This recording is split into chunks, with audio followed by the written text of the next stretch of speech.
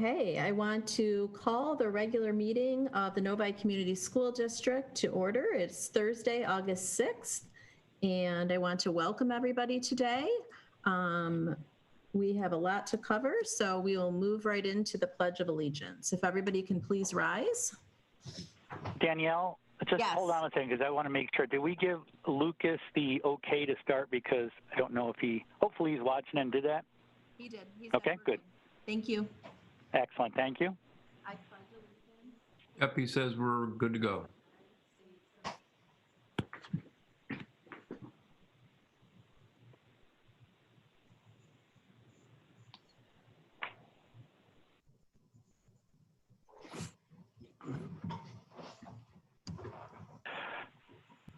Have our approval of the agenda.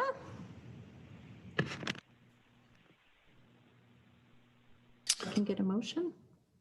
I'll move that we approve the agenda as presented. Can we get a roll first, Danielle? Oh, yep. Let's do it, Mr. Mena. Okay, Trustee Cook, Here. Trustee Hood. Let's see. I'll give her a yes. I see her there. Here. Trustee Mena. I'm here. There you go. All right, Trustee Mena is here. Trustee Murphy. Yes. Trustee Roney. Here. Trustee Ruskin. Sure. And Trustee Smith. Here. Okay, sorry to interrupt, Danielle. That step. So we have approval of agenda. We have a motion by Mr. Cook and a second by Mr. Smith. If we can get another roll call vote, Mr. Mena, please. Trustee Cook, Yes. Trustee Hood, Yes. Trustee Mena, yes. Trustee Murphy, Yes. Trustee Roney, Yes. Trustee Ruskin, Yes. Trustee Smith. Yes. Carries 7-0. Next, we have our comments from the audience related to agenda items. Comments are limited tonight to no more than 3 minutes. Please know that board members will not respond to these comments during the meeting. However, someone from the administration may follow up with you if you request a follow-up. Public comments are not intended for the exchange of dialogue. Due to our Zoom webinar format, Dr. Matthews will be reading those comments from those submitted via Google form off the website. Dr. Matthews. Thank you, Dr. Ruskin. The first comment is from Anna Rogers. I completely understand and support giving a virtual option for students, as everyone's situation is different and parents should have choice regarding education. However, I want to express my support for still giving us an in-person option. Schools are an essential aspect to a functioning society. We have deemed hospitals essential. We have deemed grocery stores essential. Schools are essential. It is not in the best interest of the community to not give us the choice to send our children to school. I support an in-school option and using the remainder of the summer to focus on how to do that as safely and as effectively as we can. The next comment is from Megan Nabelsey. Hi, thank you for taking the time to read my comment. I'm a parent of a soon-to-be kindergartner, and I would like to express my desire for there to be an option for in-person instruction this fall.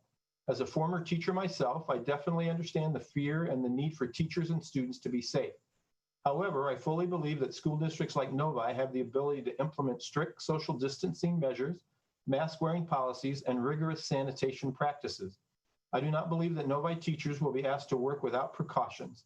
While school staff members like healthcare workers will be asked to take on some risks this year, I fully believe that schools are essential to the functioning of our society, and therefore teachers are essential workers.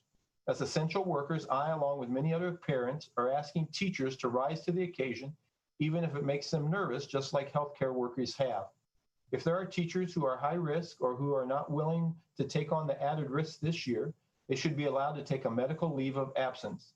In addition, parents who do not feel comfortable with their children participating in live in-person instruction should have a high-quality virtual option. But we parents who want in-person instruction should also have that option too. Even people who think there's a fundamental difference between a nurse and a teacher in a pandemic must realize that there isn't one between a grocery store worker and a teacher in terms of obligation. People who work at grocery stores in no way signed up to expose themselves to disease, but we expected them to go to work, and they did. If they had not, society would have collapsed. What do teachers think will happen if working parents cannot send their children to school? Life as we know it would simply not go on. Ultimately, teachers signed up to be positive adult presence in children's lives and to help them grow with their peers at school, away from home. We need them to follow through, even though it is a challenge. It's going to be hard. It's going to be stressful. It's not going to be perfect. But the point is that everyone is going to have to go above and beyond. Teachers are smart and adaptable. They can do this. I have the utmost faith in the Novi Community School District's ability to provide safe, rigorous, and responsive in-person instruction this fall, and I hope you do as well. Thank you. Comment 3 of 13 is Sarah Brandon. I think most high school parents are seriously reconsidering full-time. If you want in-face instruction, the best way to ensure it happens is hybrid. Frankly, I think full-time high capacity is a bit reckless right off the bat. Instead of making teachers responsible for content on the days off, have that be independent work or group study. There's no need to make extra work for high school teachers if they can manage the in-person maximally. Comment 4 of 13 is from Brittany Karen. You have addresses and acknowledge that there would be difficulties providing students with IEPs and ESL the services they need if the decision is made that the district is going to do a hybrid or virtual. How is this going to be addressed, and how are our children in need going to get the services they require? 5 out of 13, Matt Baldessari. There is no way you can bring students back to school safely, period. It is wishful thinking to the point of recklessness to believe that hundreds of students are going to keep their mask on and socially distance. It's a stretch to believe it's even possible. This has already failed in other states. If the Florida Marlins, with all their resources and all the money they have and have at stake, can't keep 25 professional athletes healthy, how do you expect to do this for however many hundreds or thousands of students, staff, teachers, and parents? It is simply not possible. If a hybrid online in-class approach is not feasible, then all distance learning is the only responsible option, and is grossly negligent to think otherwise given the environment and the failures already on record across the country. 6 out of 13, Heather Burton. As mentioned in the last board meeting, if students are shuffled to different schools, will parents be notified prior to having to make a decision regarding schooling this fall? 7 out of 13, Audra Holdorf. I have spent my entire 21-year career in service to children and have had to make many difficult and courageous decisions with the best interest of children in mind, although none as monumental as the one you are facing tonight. In speaking to one of my educational mentors, he told me to look into my heart and do what I think is best for kids and stick with that decision always. But what makes this so difficult is that both of these options are bad for children and their individual development. To complicate things, I know that every single one of our students will be impacted differently based upon this vote. When I thought about what to say, I tried to look through an objective stance. However, in this instance, I can't help but to see things through the most important role that I have, being a mother. When I think about the upcoming school year for my son in kindergarten and my son in 4th grade, I feel angry, confused, frustrated, isolated, helpless, and sad. And I know I'm not alone because I have heard from so many in our community who have expressed similar feelings. What I have found most difficult in reading articles and posts is that I agree with almost everything people have said. Children need routine and regular social interaction. Yes. The infection rate in our community is high. Yes. Online learning is not as effective as in person. Yes. Kids are unable to social distance. Yes. I don't know how I'm going to work. Yes. I'm afraid that myself or my child could die. Yes.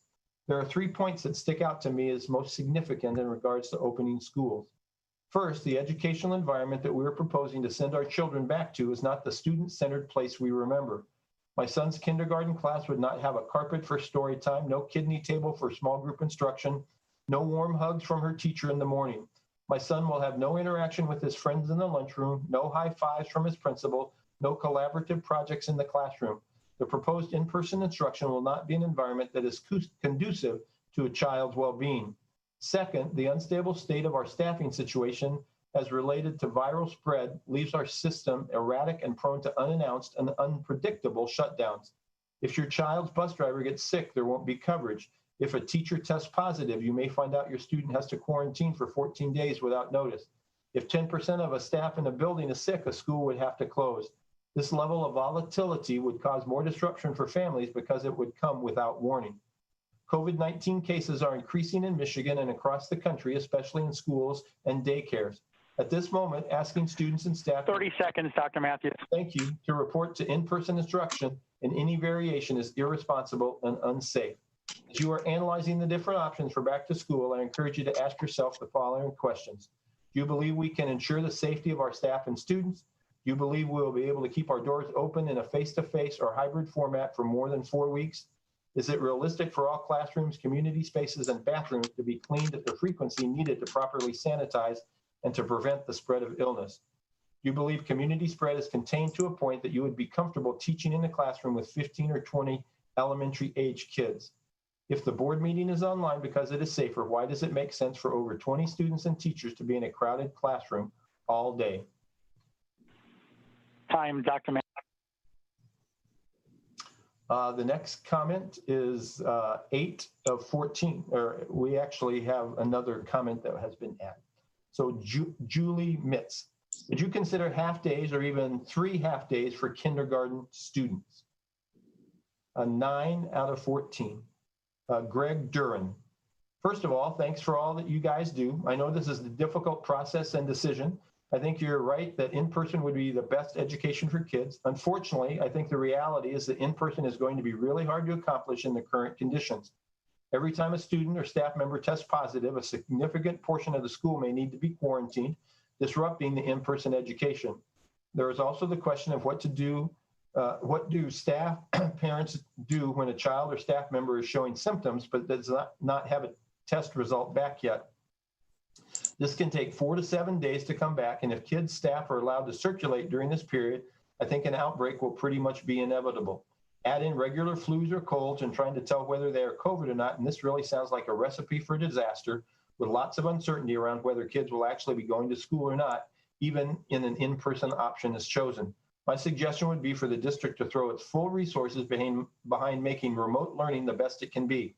It seems like this is what other districts in our area are doing from the snippets I've heard on the news. Our family has had discussions with other parents about creating small learning pods where 3 to 6 kids go to the same house and do their remote learning there. The district could potentially help organize these pods by making connections between parents and or coming up with other innovative ideas to get the kids some socialization while still minimizing the chances of a large-scale disruption. This would help those parents that need to work outside the home or parents who just need time to concentrate on their work from home job. The board staff discussions so far seem to have treated the remote option as a way to reduce the number of students going on site to enable smaller class sizes and more spacing, so the in-person option will work better instead of treating remote like the most likely primary scenario. Unfortunately, I think at the end of the day, a significant portion of this upcoming school year will need to be accomplished remotely, whether an in-person option is selected or not. So I think the maximum amount of resources, teachers, funds, et cetera, needs to be put behind making this method of learning the best it can be. 10, Yuku Yoshowi. Are quarantine days to stay home due to COVID-19 related reasons counted as absence? If so, will a student be unenrolled if he or she doesn't go to school for more than 10 days? 11, Katie Fair-Lindsay. Thank you, Dr. Matthews and Dr. Weber, for putting such thought and care into the plan for going back to school. Thank you to the board for your careful consideration of what is best for students. Virtual learning may be the safest, but it isn't necessarily what is best for all. My husband and Todd and I voted for our children to return to in-person learning, and I'm hoping that will be the case in the fall, but we did have some questions. If hybrid is picked, like the half-day option, which seemed to offer the most consistency for students, will siblings in different schools be kept on the same schedule, and will families have a choice of morning or afternoon? What is the criteria for a full return to school? Is it when the state hits a certain phase, and will students have to wait to return to normal schooling until the semester or marking period is wrapped up? I haven't heard a discussion of outdoor learning. Will any outdoor learning be considered? Tents, perhaps. It's unconventional, but our district is one that leads with innovation and creativity. On that note, I hope we will lead the way by providing options for families willing to accept the risk of getting kids back in class. Thank you and good luck on what will be a challenging decision tonight. I know I'll be among the many tuning in for the live stream tonight. Thank you. 12 is from Sharon Trumpy. As a parent of two children in Novi schools and as an educator, I want to express my appreciation for the Board of Education and for the administration. You are faced with a difficult task and your concern for students shines through. In recent days, a number of nearby school districts, including Northville, Walled Lake, and South Lyon, have announced plans for a slow start with virtual learning for the first few weeks of school. I hope that the Board of Ed will consider this option as well. New information about the effects of this virus are emerging every day, and there's growing consensus that while young children may be more likely to be asymptomatic, they also carry higher viral loads in the upper respiratory tract and may act as super spreaders in transmitting the disease to older children and adults. Instead of rushing to implement face-to-face learning and potentially risking the health and lives of your dedicated staff, I'd love to see the district commit to protecting the community as a whole. I fully agree that virtual learning is less than ideal for social and emotional learning, but I have no doubt that if NCSD focuses on supporting SEL with resources for staff, students, and families, you can provide the guidance we need. A slow start could also give all families and staff the ability to grow comfortable with the virtual environment should a quarantine be necessary in the future. Finally, I want to draw the Board of Ed's attention to Governor Whitmer's recent announcement calling racism a public health crisis. The Board of Education was presented with a petition last month regarding racism in NCSD and the urgent need to prioritize anti-racism in our schools. We look forward to hearing from the Board of Education's response to our concerns. 13, Sarah Brandon. If a hybrid version is chosen, I suggest not making extra work for teachers. I totally support hybrid, but instead of expecting the teachers to prepare virtual as well as in-person lessons, I think, at least at the high school, the kids are perfectly capable of using that time for pre-assigned work and independent study. 14 out of 14, and then we have one that was submitted written. Fahim Reina. We should think smartly. Don't just open schools because you have to. We are smart people and virtual option is the future while pandemic is still at large. Please keep the kids safe and have virtual option as the only choice. And the last comment is Chris Holman. He submitted a letter from some pediatricians in the area.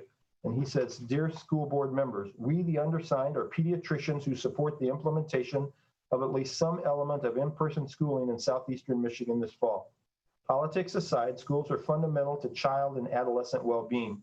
We know this is a challenging time for everyone. We have the utmost respect for the time and energy put forth by school boards, teachers, and districts as they work to develop a safe return to school plan. As we have continued to serve our community throughout the COVID-19 pandemic, we have witnessed firsthand the disruption it has caused to children's lives, both in terms of their academic progress and social emotional health. Over the last several months, the absence of sports and other activities has contributed to rising obesity, and social isolation has led to increasing rates of anxiety and depression. Children are at greater risk of family violence and sexual abuse during times of crisis, and this is already borne out during COVID-19.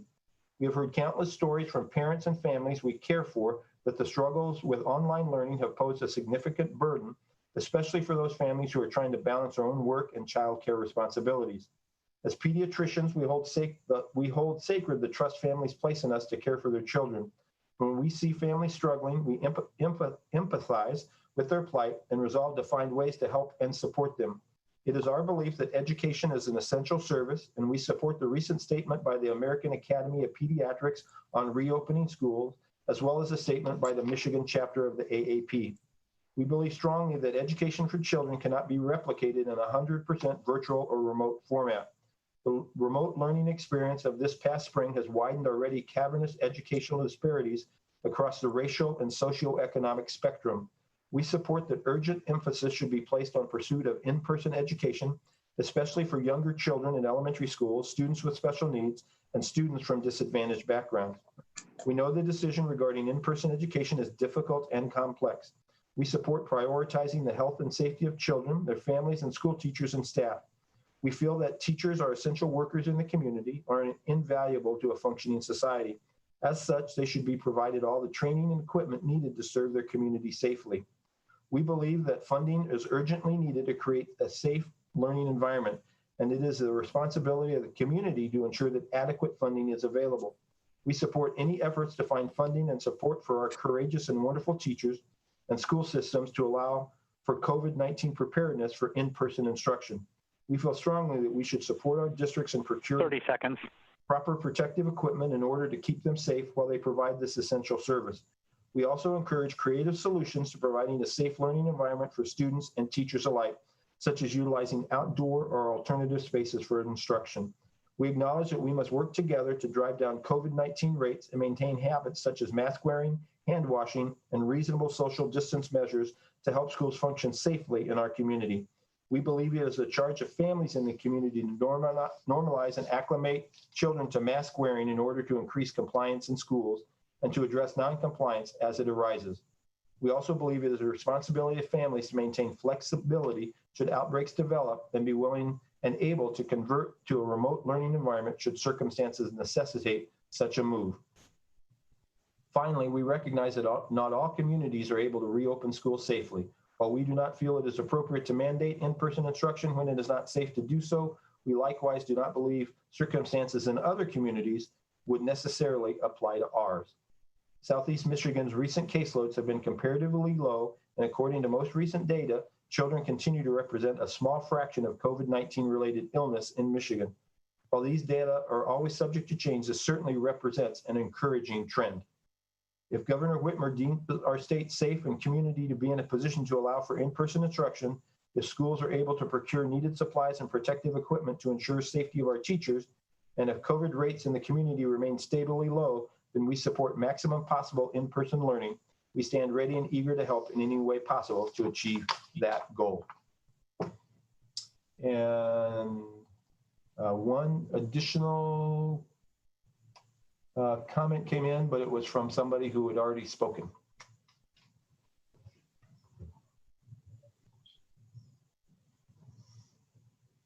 We can't hear you right now, Danielle. You can't? Can you hear me now? Now we can. Okay, great. Next, we have our consent items. Our consent agenda has 2 items on it: the approval of the minutes, the regular meeting minutes of July 16th and July 30th. We also have the approval of the bills with the check register for June 2020 and the purchase card report from May 1st, 2020 through May 29th, 2020. If I can get a motion? I'll move. I move that we, Go ahead, Willie. go ahead. I was going to say, I move that we accept the consent items as presented. Support. Recommended by Mr. Mena and supported by Mrs. Murphy. We can get a roll call vote. Trustee Cook, Yes. Trustee Hood, Yes. Trustee Mena, yes. Trustee Murphy, Yes. Trustee Roney, Yes. Trustee Ruskin, Yes, can you hear me? there you go. Now, yeah, there seems to be a delay every once in a while when you start speaking. And Trustee Smith, Yes. 7-0. Next, we will have our first action item, which is the personnel recommendations with the personnel report. Dr. Matthews. Thank you, Dr. Ruskin, and I will turn to Dr. Kinzer. Thank you, Dr. Matthews. This evening, we have 2 new hires. The first is Patricia Deannabelle, Secretary at Novi Meadows, and Marina Hertrick, Administrative Assistant at Novi Meadows. 1 retirement, it's Sandra Rodriguez, Administrative Assistant at Novi Woods, and 1 leave of absence, Christine Mandel, teacher at Novi Meadows. This is a year 1 personal leave of absence.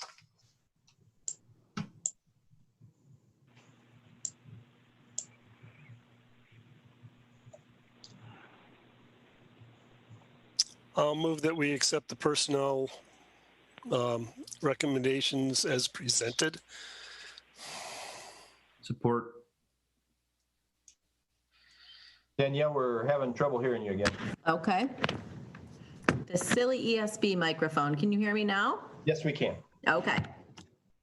Recommended by Mr. Cook and supported by Mr. Smith. Any discussion?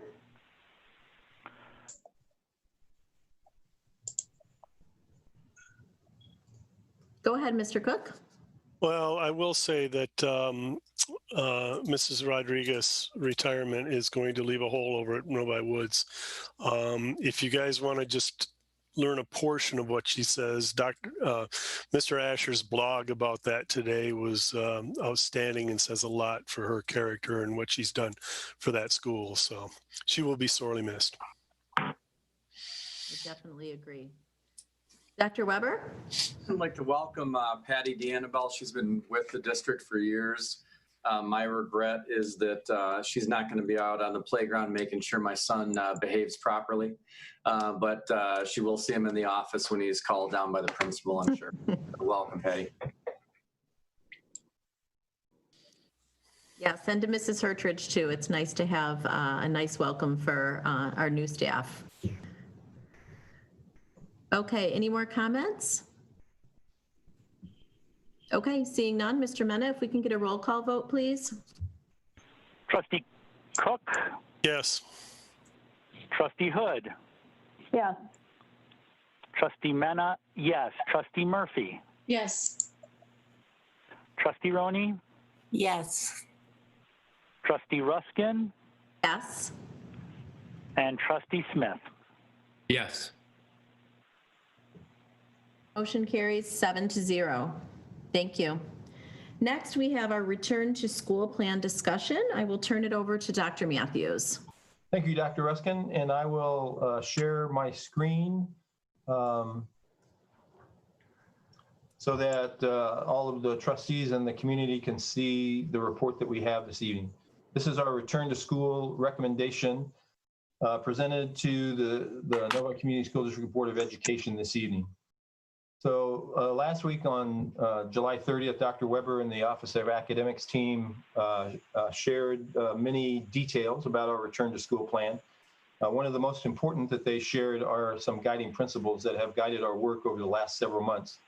And these guiding principles are that we will continue to take measures to support the safety, health, and welfare of our students and staff, continue to support the well-being and mental health of our students and staff, engage the community, which includes students, staff, and parents as we work through the planning process, provide high-quality services to our students with disabilities, English learners, and students receiving intervention services, support with professional development our teachers and administrators as they develop our students' learning plans.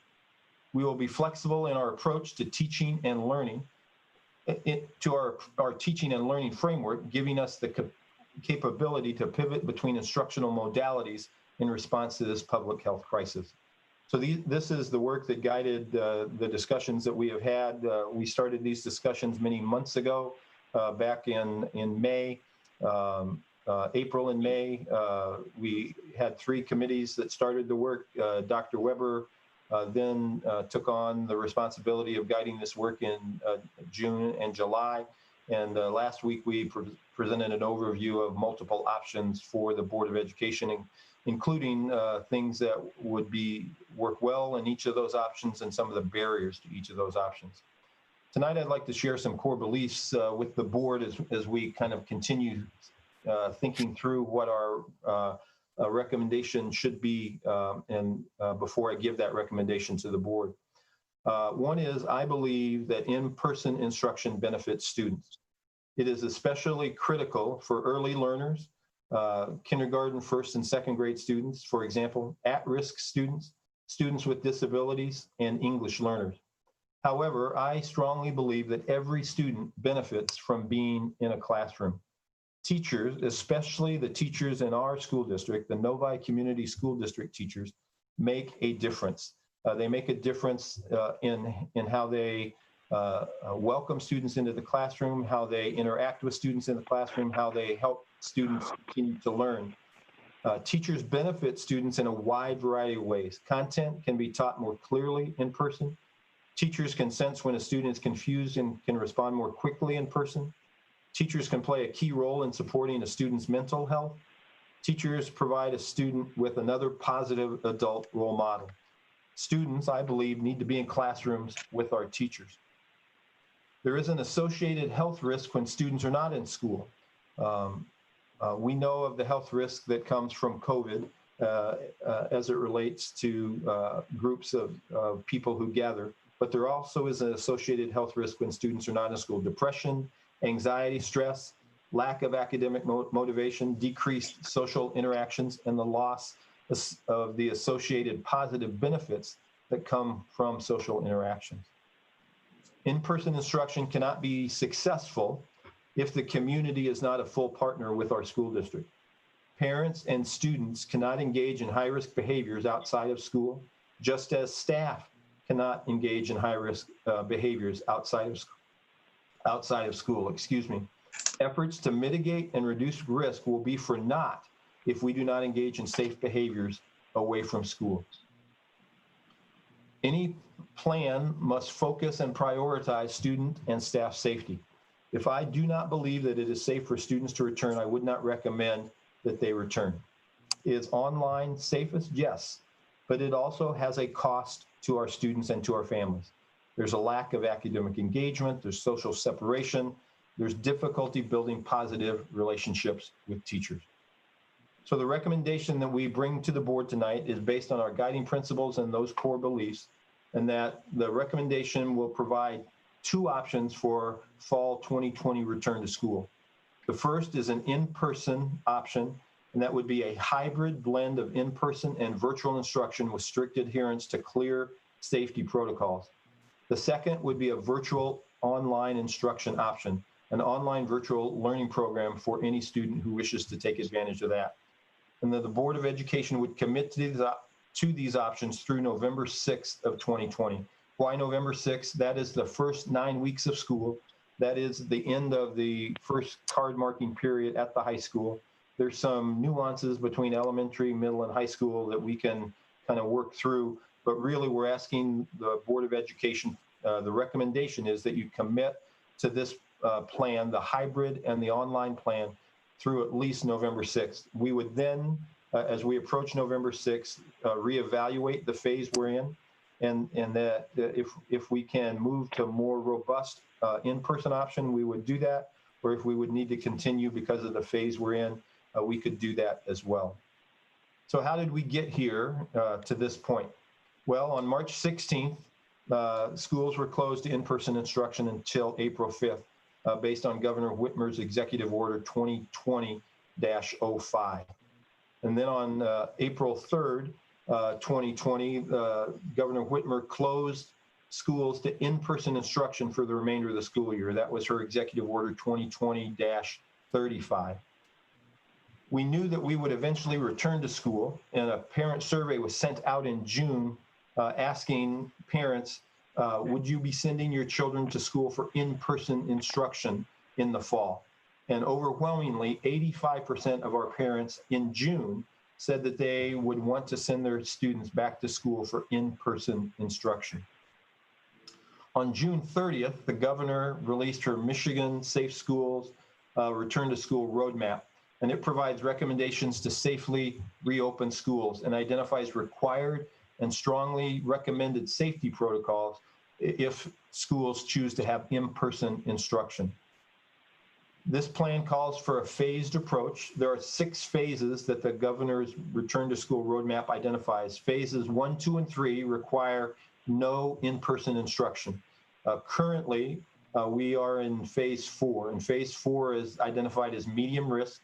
In-person instruction is permitted as long as we follow required safety protocols. Phase 5 is considered low risk, and in-person instruction is permitted with minimal required safety protocols. And then phase 6 is post-pandemic, where all of us, I'm sure, wish we were. In Oakland County, here's they provide some statistics daily for us. And here's the last 7-day average of daily cases. As you can see, back when schools were closed in March and April and May, cases of coronavirus were spiking and then slowly reducing. We hit a low point in June, and then cases started to go back up with some bouncing around, but they have been on a downward trend for the last few months. But you can clearly, or last few days, you can clearly see that we're significantly lower than we were back in March and April when we were schools were closed and we were required to go to virtual instruction. So the current Michigan phase, as I mentioned, is phase 4, and it allows in-person instruction with required safety protocols. So what are the requirements to have in-person instruction? The Michigan School Roadmap provides required and strongly recommended safety protocols. And what the roadmap says is that local education leaders should use this roadmap to understand what safety protocols must be implemented and to develop detailed district and building level plans for how to implement the required safety protocols that are described. So what are those required safety protocols?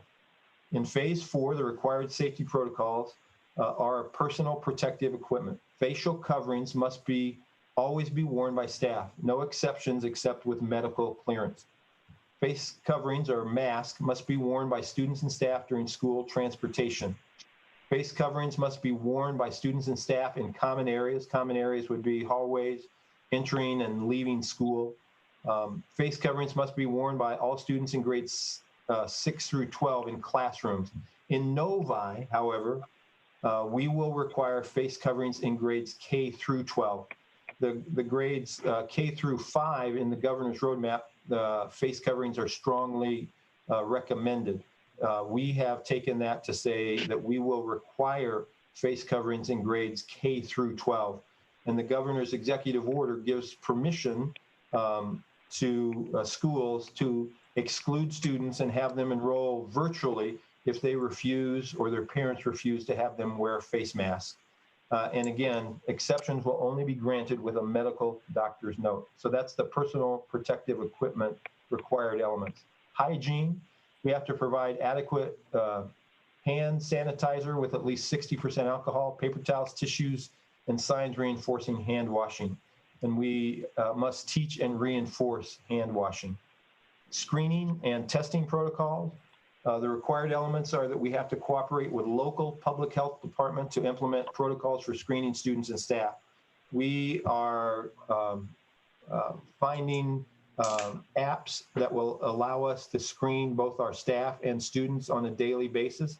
And that would be reported to building principals, which students and staff have done their daily screening, and we would be able to monitor that on a daily basis. Testing protocols, we would also cooperate with the local public health department to implement protocols in this area. Responding to positive cases, all schools are required to cooperate with the local public health department if a confirmed case of COVID-19 is identified, and in particular must collect the contact information for any close contacts of the affected individual. Close contact is defined as face-to-face within 6 feet for 15 minutes or more. And so any close contact of the affected individual from 2 days before or he or she showed symptoms to the time when he or she was last present at school. And so that's why we would implement required seating charts in schools so that teachers would know who those close contacts were. Required safety protocols for food service, prohibit indoor assemblies that bring together students from more than one classroom. That's why we could not use the lunchrooms at schools. We have a plan for having lunch either in classrooms or unused rooms in buildings, but it would be class by class and not multiple classes together. Athletics, the required elements are that we comply with all guidance from the MHSAA and the National Federation of State and High School Associations, that students, teachers, and staff must use proper hand hygiene techniques before and after every practice, event, or other gathering. Every participant should confirm that they are healthy and without any symptoms prior to the event. And so again, a health screening. Each participant must use a clearly marked water bottle for individual use, no sharing. Handshakes, fist bumps, and other unnecessary contact must not occur. Safety protocols, required safety protocols in cleaning include, there will be the frequently touched surfaces, including light switches, doors, benches, bathrooms, must undergo cleaning at least every 4 hours with either an EPA-approved disinfectant or diluted bleach solution. And we have had conversations with EnviroClean, our custodial service, and they understand this requirement, and we will be redeploying staff to prioritize these areas during the school day. Libraries, computer labs, arts, and other hands-on classrooms must undergo cleaning every class period with either EPA-approved disinfectant or diluted bleach solution. We will have disinfectant wipes in every classroom, and we will be asking students and staff to use those to clean desktops and other surfaces that need to be cleaned. Students' desks must be wiped down with either the approved disinfectant or diluted bleach solution. Playground structures must continue to undergo normal routine cleaning. We have to store the cleaning and disinfectant products safely, and staff must wear gloves, surgical masks, and face shields when performing all cleaning activities. Busing, the required elements are require the use of hand sanitizer, which we have before entering the bus. The bus driver, staff, and students in grades pre-K to 12, if medically feasible, must wear face coverings while on the bus. So everybody on the bus will have a mask unless they're medically cleared not to have one. We have to clean and disinfect transportation vehicles before and after every transit route. We have to clean and disinfect frequently touched surfaces in the vehicle. Clean, sanitize, and disinfect equipment, including items such as car seats, wheelchairs, walkers, and adaptive equipment that are used to transport students. Create a plan for getting students home safely if they are not allowed to board the vehicle. So the Director of Transportation and building principals will work together to identify what that plan will be. And if a student becomes sick during the day, they cannot use group transportation to return home. A key strongly recommended safety protocol is one that we cannot do if we bring back all students. So spacing, movement, and access, it says it's spaced desks 6 feet apart in classrooms, and class sizes should be kept to the level afforded by necessary spacing requirements. We cannot accomplish this strongly recommended protocol unless we reduce the number of students in a building. And the only way to do that is to create a hybrid approach. Hybrid would reduce by half the number of students in a building at any given time. So as I mentioned a moment ago, the parent survey in June said 85% of parents were willing to send their children back for in-person instruction in the fall. However, we did a survey just at the end of July, and the results were quite different. You'll notice here under virtual that K-6 students, almost 40% of the K-6 students, or K-6 parents said that they would like a virtual option, and 26% of the 7-12 parents said they'd like a virtual option, which leaves about 60% of the parents saying they want some sort of in-person option, and almost 70% of 7-12 parents saying they want an in-person option. And so as you can see, from June to July, the survey results changed rather dramatically. We also did a survey of the Novi Education Association, which is our teacher group, and we had over 400 responses. You can see that their first choice was a virtual option. Their second choice was a strong hybrid option. The Novi Educational Support Personnel, which are secretaries and parapros, they had by a slim majority, their first option was in-person 5 days or virtual, but their second strong option was a hybrid option. One of the problems that we face in Michigan is we have not received lots of health department guidance. The Oakland County Health Department and the Michigan Department of Health and Human Services has not given us a chart like you see before you right now. This chart was developed by the Minnesota Department of Health, and it's based recommended policy options based on a 14-day case rate range. And you can see they have a variety of policy options: in-person learning for all students, elementary in-person, middle school, high school hybrid, both hybrid, elementary hybrid, middle and high school distance, or both distance. And then they give ranges for a 14-day case rate. And so you can see 0 to less than 10 would be in-person learning for all. 10 to less than 20 would be elementary in-person, middle school and high school hybrid. 20 to 30 would be both hybrid.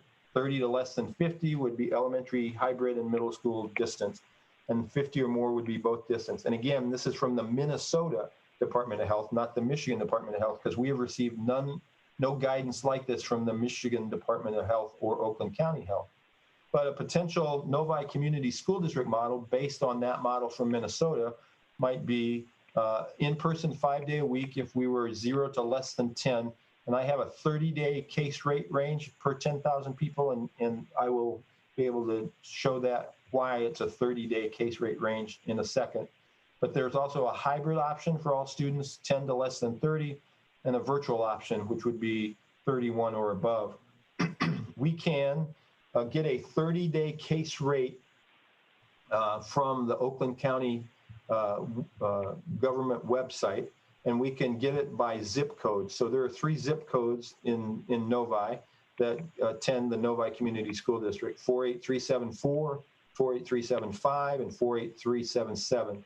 And you can see the case rate ranges here: 10.9 cases per 10,000 people in 48374, 19.8 in 48375, and 9.2 in 48377. And so if we want to use that, we could continue to monitor the case rate range on a 30-day average. We could also continue to monitor, as I said, on a 7-day average from the Oakland County statistics. This is the chart I showed earlier. And you can see on August 5th, the trend was going down, or that's August 4th. This is August 5th, and you can see it's continuing to track downward. And so the daily averages here in our zip code areas are trending downwards. Can we create safe classrooms? I believe that we can. We will follow our safety protocols. We will be vigilant.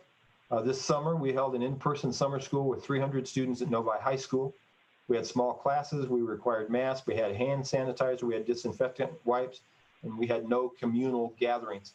And we had no COVID incidents over a 4-week period in that in-person summer school experience.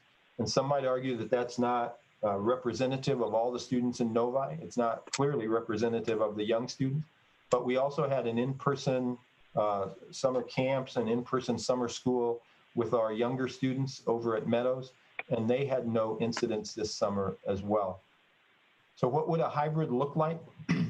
Half the students would be in school at one time. We would have smaller classes. The commitment is to create classes that would allow appropriate social distancing, which would be 6 foot in either way between desks.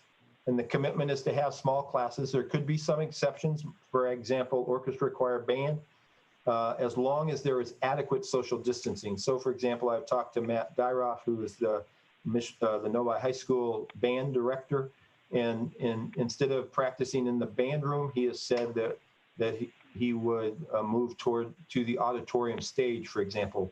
The auditorium stage would prove, he said he could get 57 students on the stage with 7 feet of social distance between them.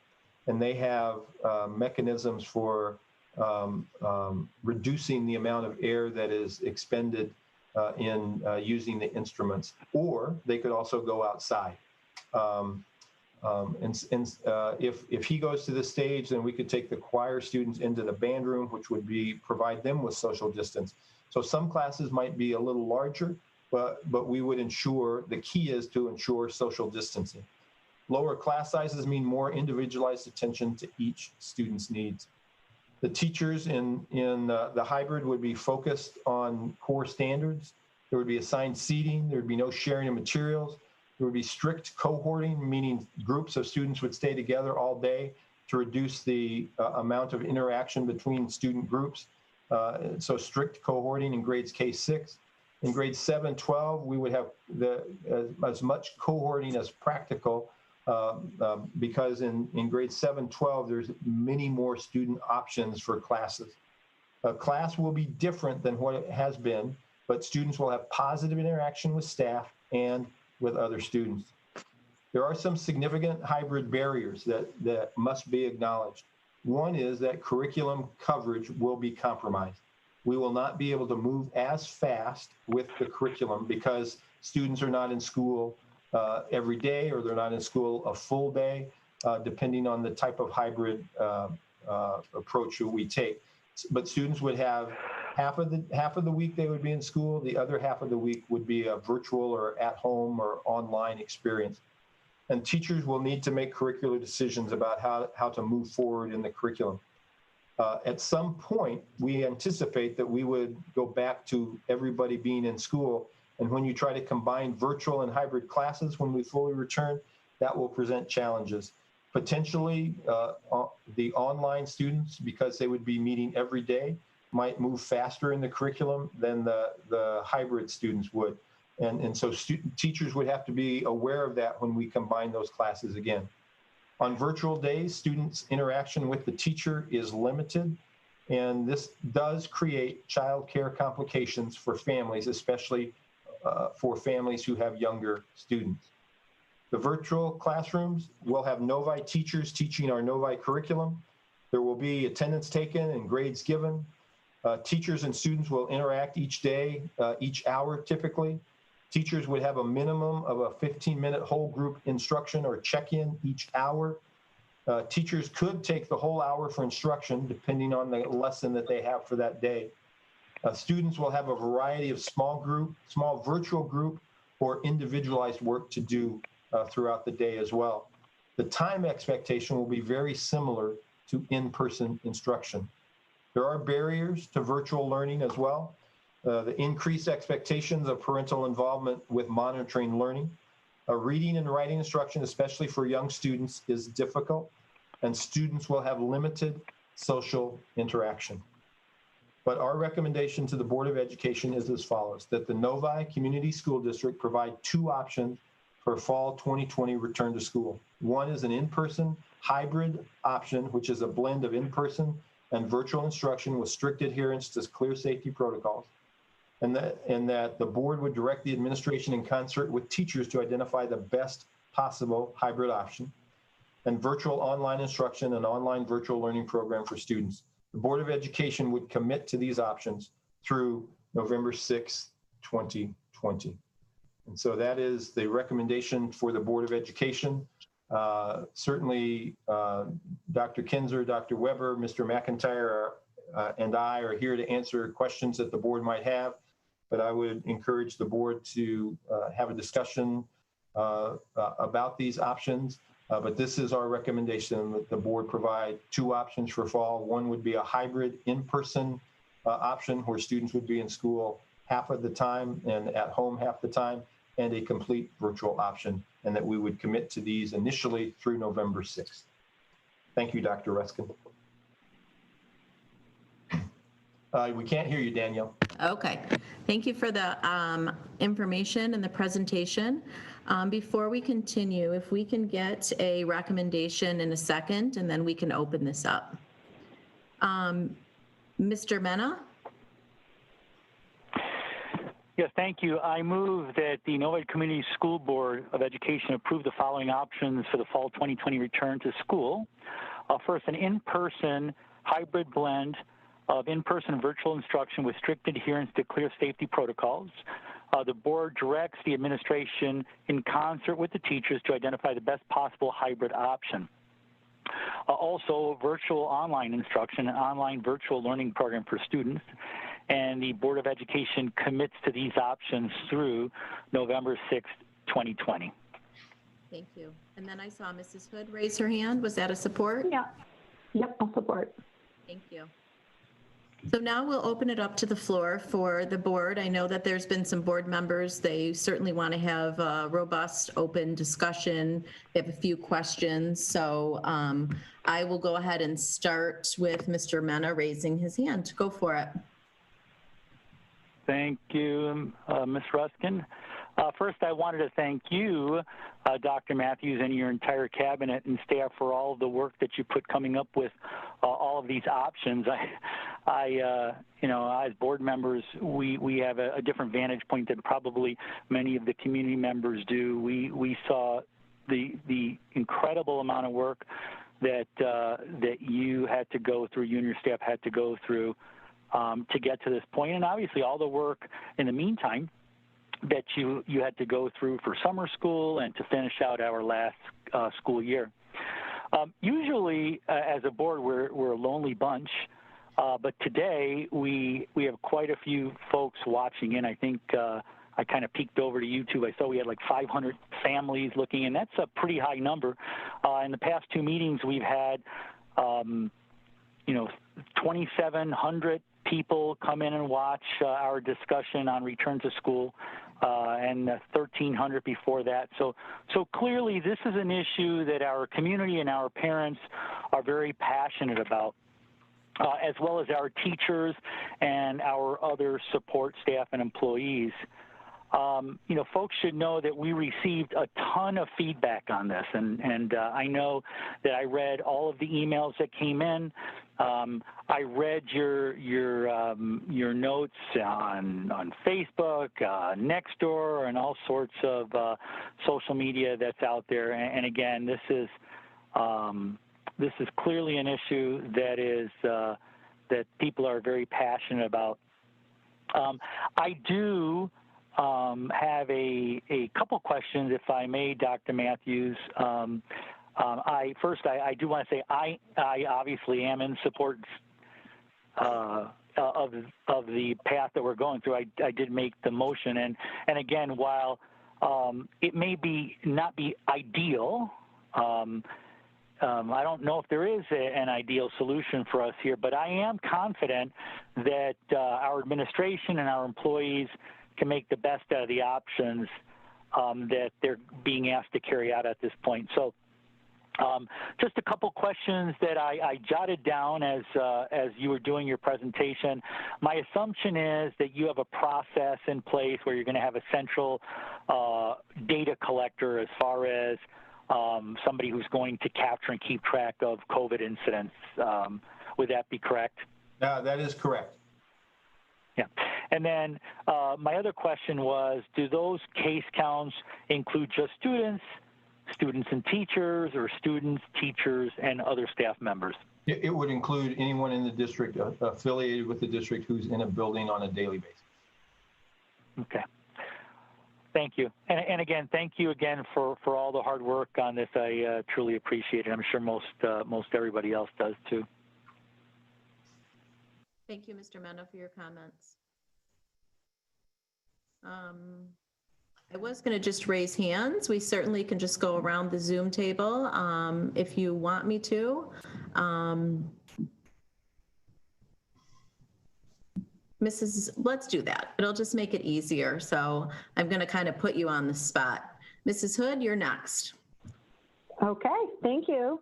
I would, first of all, I'd like to echo Mr. Mena's comments. Thank you to Dr. Matthews and your whole team for all of that information. And as we had access to that presentation today, because I've been preparing my notes on, why I'm going to support this, and then you did that, and I was like, well, that makes our case for us from my perspective.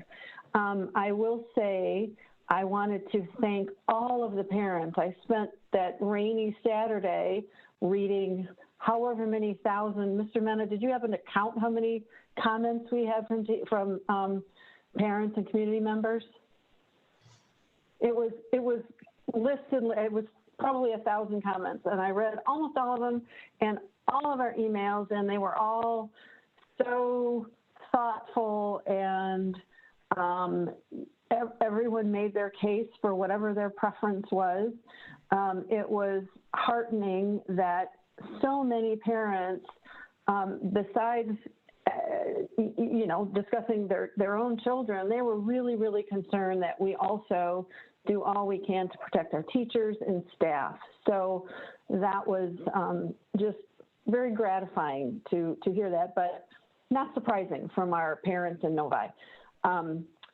I would just, I guess I'm a parent, from a parent's perspective, I wanted to emphasize, I think it was on page 3, our core beliefs, and that was our high-risk behaviors. And, we hear about these terrible situations in Indiana and that viral picture from that high school in Georgia that really they're taking no precautions and wearing no masks. And, I would ask our students, don't go to the sandbar on the lake with your 200 closest friends over Labor Day weekend and then come to school on Tuesday. So, but we've had such a low incidence in the community. I think everybody is pretty smart and monitoring who they're in touch with and all that. So that's all I wanted to say. I support our hybrid plan. I will be interested to see which plan Dr. Matthews and his team comes up with. So thank you. Thank you, Mrs. Hood. Next, I think we'll go to Mrs. Roney. Are you good? You can pass and we can circle back around. I don't want to put anybody on the spot. No, I'm fine. I have to say at first I was not happy with this option. I really wanted to do in person. But after looking at the rising in cases of schools and at summer camps and everything, it's just not safe enough for our children to do that. Because we cannot safely distance them, whether it be on buses and classrooms. So, that this is our best, safest option. And I think, like Willie and Kathy have said, I thank everybody for working on this. And I know the minute that we can get our kids back in school 100% of the time safely, we will. But until that comes, this is our best option and our safest option. And I think that's what we're going for here. Thank you, Mrs. Roney. Mr. Smith, do you want to go next or pass it over to Mrs. Murphy? That's fine, Dr. Ruskin. I'll share. Okay. Yeah, I've thought a lot about it over the last couple of weeks as well. As I sit here tonight, I do not support the recommendation, and I would support a 5-day in-person back to school option in addition to the virtual option that we are offering. I've never been fond of the expression, let's split the baby. And I think that if we're going to risk our kids going into the buildings for 2 or 3 days a week, then we can risk them going into the buildings for 5 days a week. I've heard for the better part of this year how Novi is the #1 school district in the state of Michigan, and how we have the best teachers and how we have some of the best staff members. And I believe we have some of the brightest minds that are leading this district. And I think if we give them the next month to really think about how we can safely bring these kiddos back into our buildings and give them what many of our kids need, which is a quality in-person educational experience. My 3 kids are blessed. They can all sit in their rooms. They all have their iPad or MacBook Air Pros, and they can sit and put their doors closed and do virtual learning. At least 2 of my 3 kids can. One of my 3 kids would really struggle in a virtual learning environment because of what he needs to do well. I look at our guiding principles, and there's 5 bullet points. I get that the first bullet point, although they're not numbered in order of priority, states that we will take measures to support the health and welfare of our teachers and students. Well, I believe that we'll be taking measures. I believe that the data that I saw was crystal clear that the majority of our parents support an in-person learning environment. And I simply would like to give them a chance to choose that. Every day as a parent, I just was interrupted by my 16-year-old who asked if she could go with a friend up to Starbucks, drive-through, of course. But we make decisions on a daily, if not hourly basis about the safety and well-being of our kids. Who will they play with? Are we going to allow friends to come over? Do we allow them to go to a friend's house? Do we allow them to go to a graduation party? Do we this, that, or the other thing? So we're constantly making decisions about the well-being of our children. I agree with what's been shared with.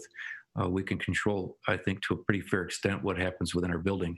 It's when our kids leave the building that they may be exposed to things that are beyond our control. But we have families within this district that will suffer deeply if those kids are not in school every day, like back to normal, where the single parent households can go to work, the parents that are struggling to put food on the table. Yeah, we say, well, we'll still make food available for a virtual learning program. It's not the same. It's not the same as having food brought into the classroom and getting it while it's fresh. It's another thing to ask that one of the siblings drive to a particular location just to get food for the family to eat for the day. Many of us take that for granted, but our kids in those families do suffer. So I think it's our, let me restate that. I think it's my responsibility, going back to that rainy night. And Danielle, I know you remember it well when we were elected to our positions on this board. And I think of how humbled I was when I saw the number of people that cast a vote to support me in this position. And tonight, I'd like to return what I think I signed up for, which is to represent what I believe the parents in our district are looking for. I also would comment that, we have a full 1/3 of our teachers that are in their 20s and 30s. We have 79+% of our teachers that are under the age of 50. Only 20%, 20.8% of our teachers are 50 or older. We have about half of the teachers that responded that said that they would favor an in-person learning environment on a 5-day basis. So I think if we let the district or our cabinet or these great people that support our kiddos spend the next 30 days to figure out which teachers would align best with in-person learning and which teachers would align best with virtual, that we can make it work. And I'd like to move forward with that as our fundamental principle. And then if we find at the last minute or with a week to go that we just can't do it safely, then we can make changes. I'll remind everyone that we're going to have somewhere at least 33 to 40% of our kids are going to elect virtual if a hybrid is not offered. That in and of itself will reduce to a great extent the number of kids that are going to be in our buildings. But I think our parents, as I've seen by the comments, as I've seen by the letters and the emails, are well make a decision that offering the option of a day in-person learning environment is consistent with choice. Would say that I've seen that I'm not comfortable with individuals allowed into our buildings without a mask with the doctor's note. So I'm ignorant to the legal aspects of that, and I'll defer that to people more qualified to answer that question. But I would be inclined if someone could not mask up in our buildings, especially if we were struggling with a 6-foot social distancing provision, that they also respect that perhaps that medical condition should mean that they would pursue the virtual learning option. I still support looking at things on November 9th. And on November 9th, if we find that we can't safely do in person for 5 days, then we can shift back to a hybrid model versus the other way around. I just support leading from the front in being a district. If there's a district in this state that can figure out how to do it, it's our district, you guys. I believe in being courageous. I believe in being leaderful. And I believe that we can do it because there are some kids in our district that will fail if we don't do it. And like on the crazy movie Apollo 13, failure is not an option. So I do respect that we're taking some risk, but every day when I leave my house, I assume a fair amount of risk. And I do that with my kids. 2 out of my 3 kids are driving. Every day when I give them a hug and a kiss goodbye and they get in that car, I don't know if I'll see them at the end of the day. We all know that's a stark reality in the world that we live in. But we make decisions based on the information that we have. And the information that I have is that most of the parents want their kids to be in school, and we have at least half of our teachers that want to teach in school. And we've got young kids and we've got young teachers, and let's at least give that as an option to our parents. Those are my comments. Thanks for your comments. Next, Mr. Cook, would you like to go next? Oh, sure. I go back to when this all first started and we started saying, let's flatten the curve. That's all we heard. The reason we flattened the curve was so that the hospitals could handle the severe cases. And we have flattened the curve. But by flattening that curve, we have extended this thing out much longer than what it would have been. And we've saved a lot of lives. There is no magic potion to stop this yet, and this will continue on until there is that magic elixir or vaccination. I don't believe, and I oppose this motion because I believe that it's safest both physically and mentally for our kids to be at home with their families. By bringing them into school and running the risk, giving parents an option to send their kids into school or keep them home, that parent is not only making the choice for their kid, they're making the choice for every person that enters that building, because this disease or this virus is so contagious. And I would hate for any one of our kids to have the emotional stress of when they get home, all of a sudden, one of their parents or grandparents comes down with this. I'd rather have them home learning where the parents or grandparents are taking care of them in a healthy and happy environment. We say we can, the 6-foot social distancing we may be able to achieve with a hybrid, but, and they're all going to wear masks. We still have a problem with a lot of areas where we're struggling with the social distancing, whether it's between classes, in the hallways, during transportation, mealtime, recesses, stuff like that. But we say they're going to be wearing a mask. A mask does not make up for that social distancing, and that comes directly from the CDC. Okay? If a kid comes down with it, the CDC recommends that classroom be closed for 24 hours before it's even disinfected. These are recommendations for students' health and staff health. There's so many of them that we say, oh, it's just a recommendation, but they're recommendations for a reason. They're recommendations for the health of the students. Everybody says, oh, yeah, we're going down in our cases. Our cases are what they were back in the end of April, beginning of May. We had a dip in the summer, and then it came back in. This virus does not care whether it's hot weather, cold weather, whatever. It attacks at any time, unlike the flu, which tends to go away during a warmer climate. So we can't expect it to go down and stay down. The more people interact, the more it's going to be spread.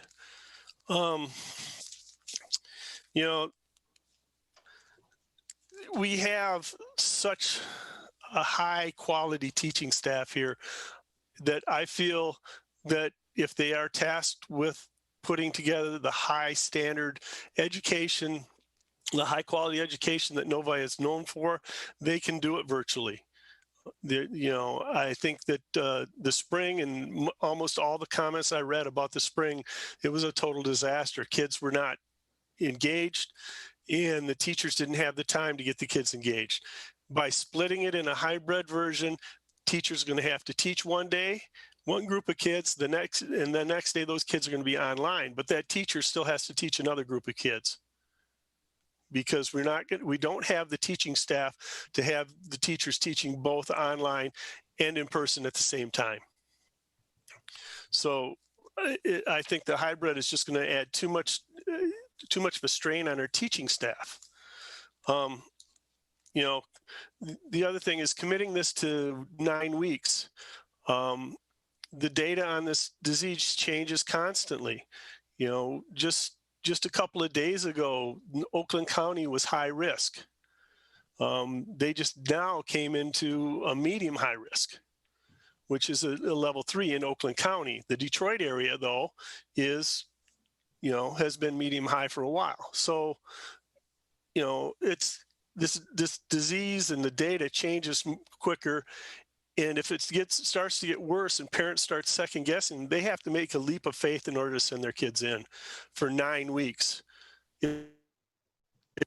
I'm sorry, I don't think we have the ability, and we won't have the manpower, the teaching staff to be able to take a bunch of students from the hybrid into the virtual on the parents' request, and they're going to be stuck in the hybrid for that period of time. I think that is just too long. You know, I think it's best if we just go with one plan, not split our team. We go with one plan, go with that, constantly review the data, and make our adjustments from there. You know, those are just some of the reasons why I won't support this. I support going virtual only. No hybrid, no 5-day in-person. Virtual only is my feeling and my support. Thank you, Mr. Cook, for sharing your thoughts and where you stand on this. Mrs. Murphy?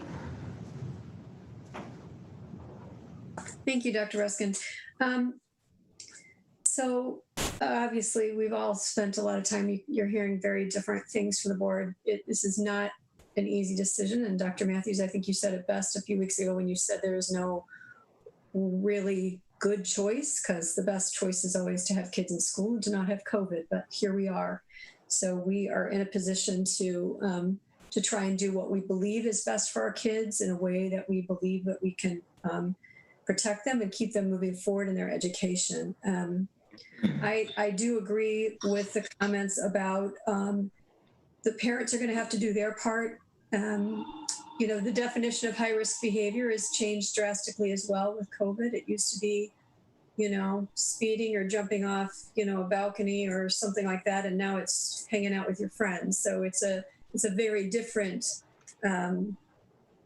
definition of high-risk behaviors that we're talking about, and it has taken an adjustment. And you know, some people have learned the hard way, as often happens. So I think we all need to recognize that parents in our community who are going to need to do their part to make sure that we're able to make this work.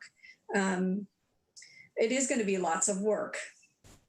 I think that our administration recognizes that it is, at least I'm assuming you all recognize how much work this is going to be to create a hybrid that takes all of this into account.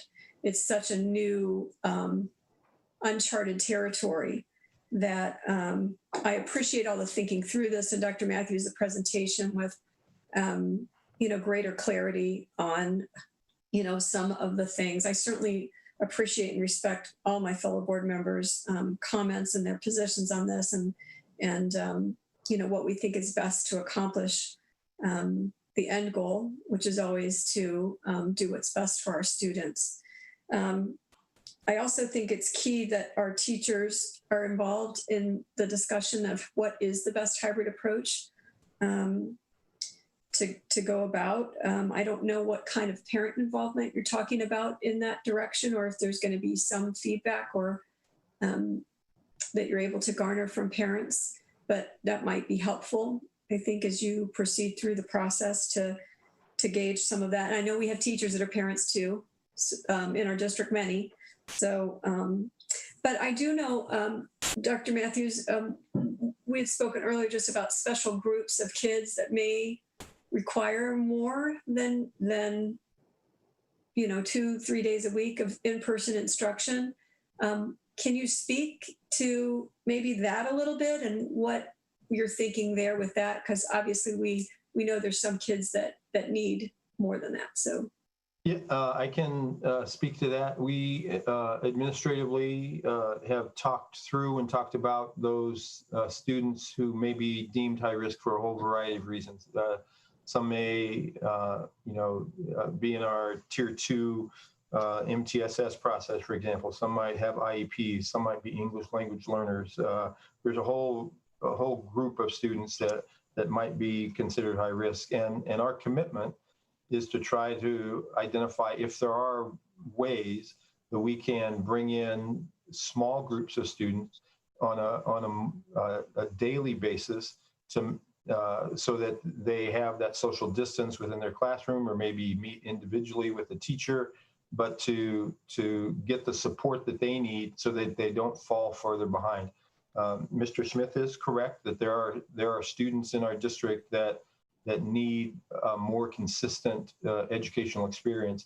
And we certainly are committed to trying to provide that for those students so that we look creatively at ways to meet the needs of those students. And that may, in fact, require us to bring them in 5 days a week. Okay. Thank you for that. I know that there have been several people that ask about school, like pods of kids, and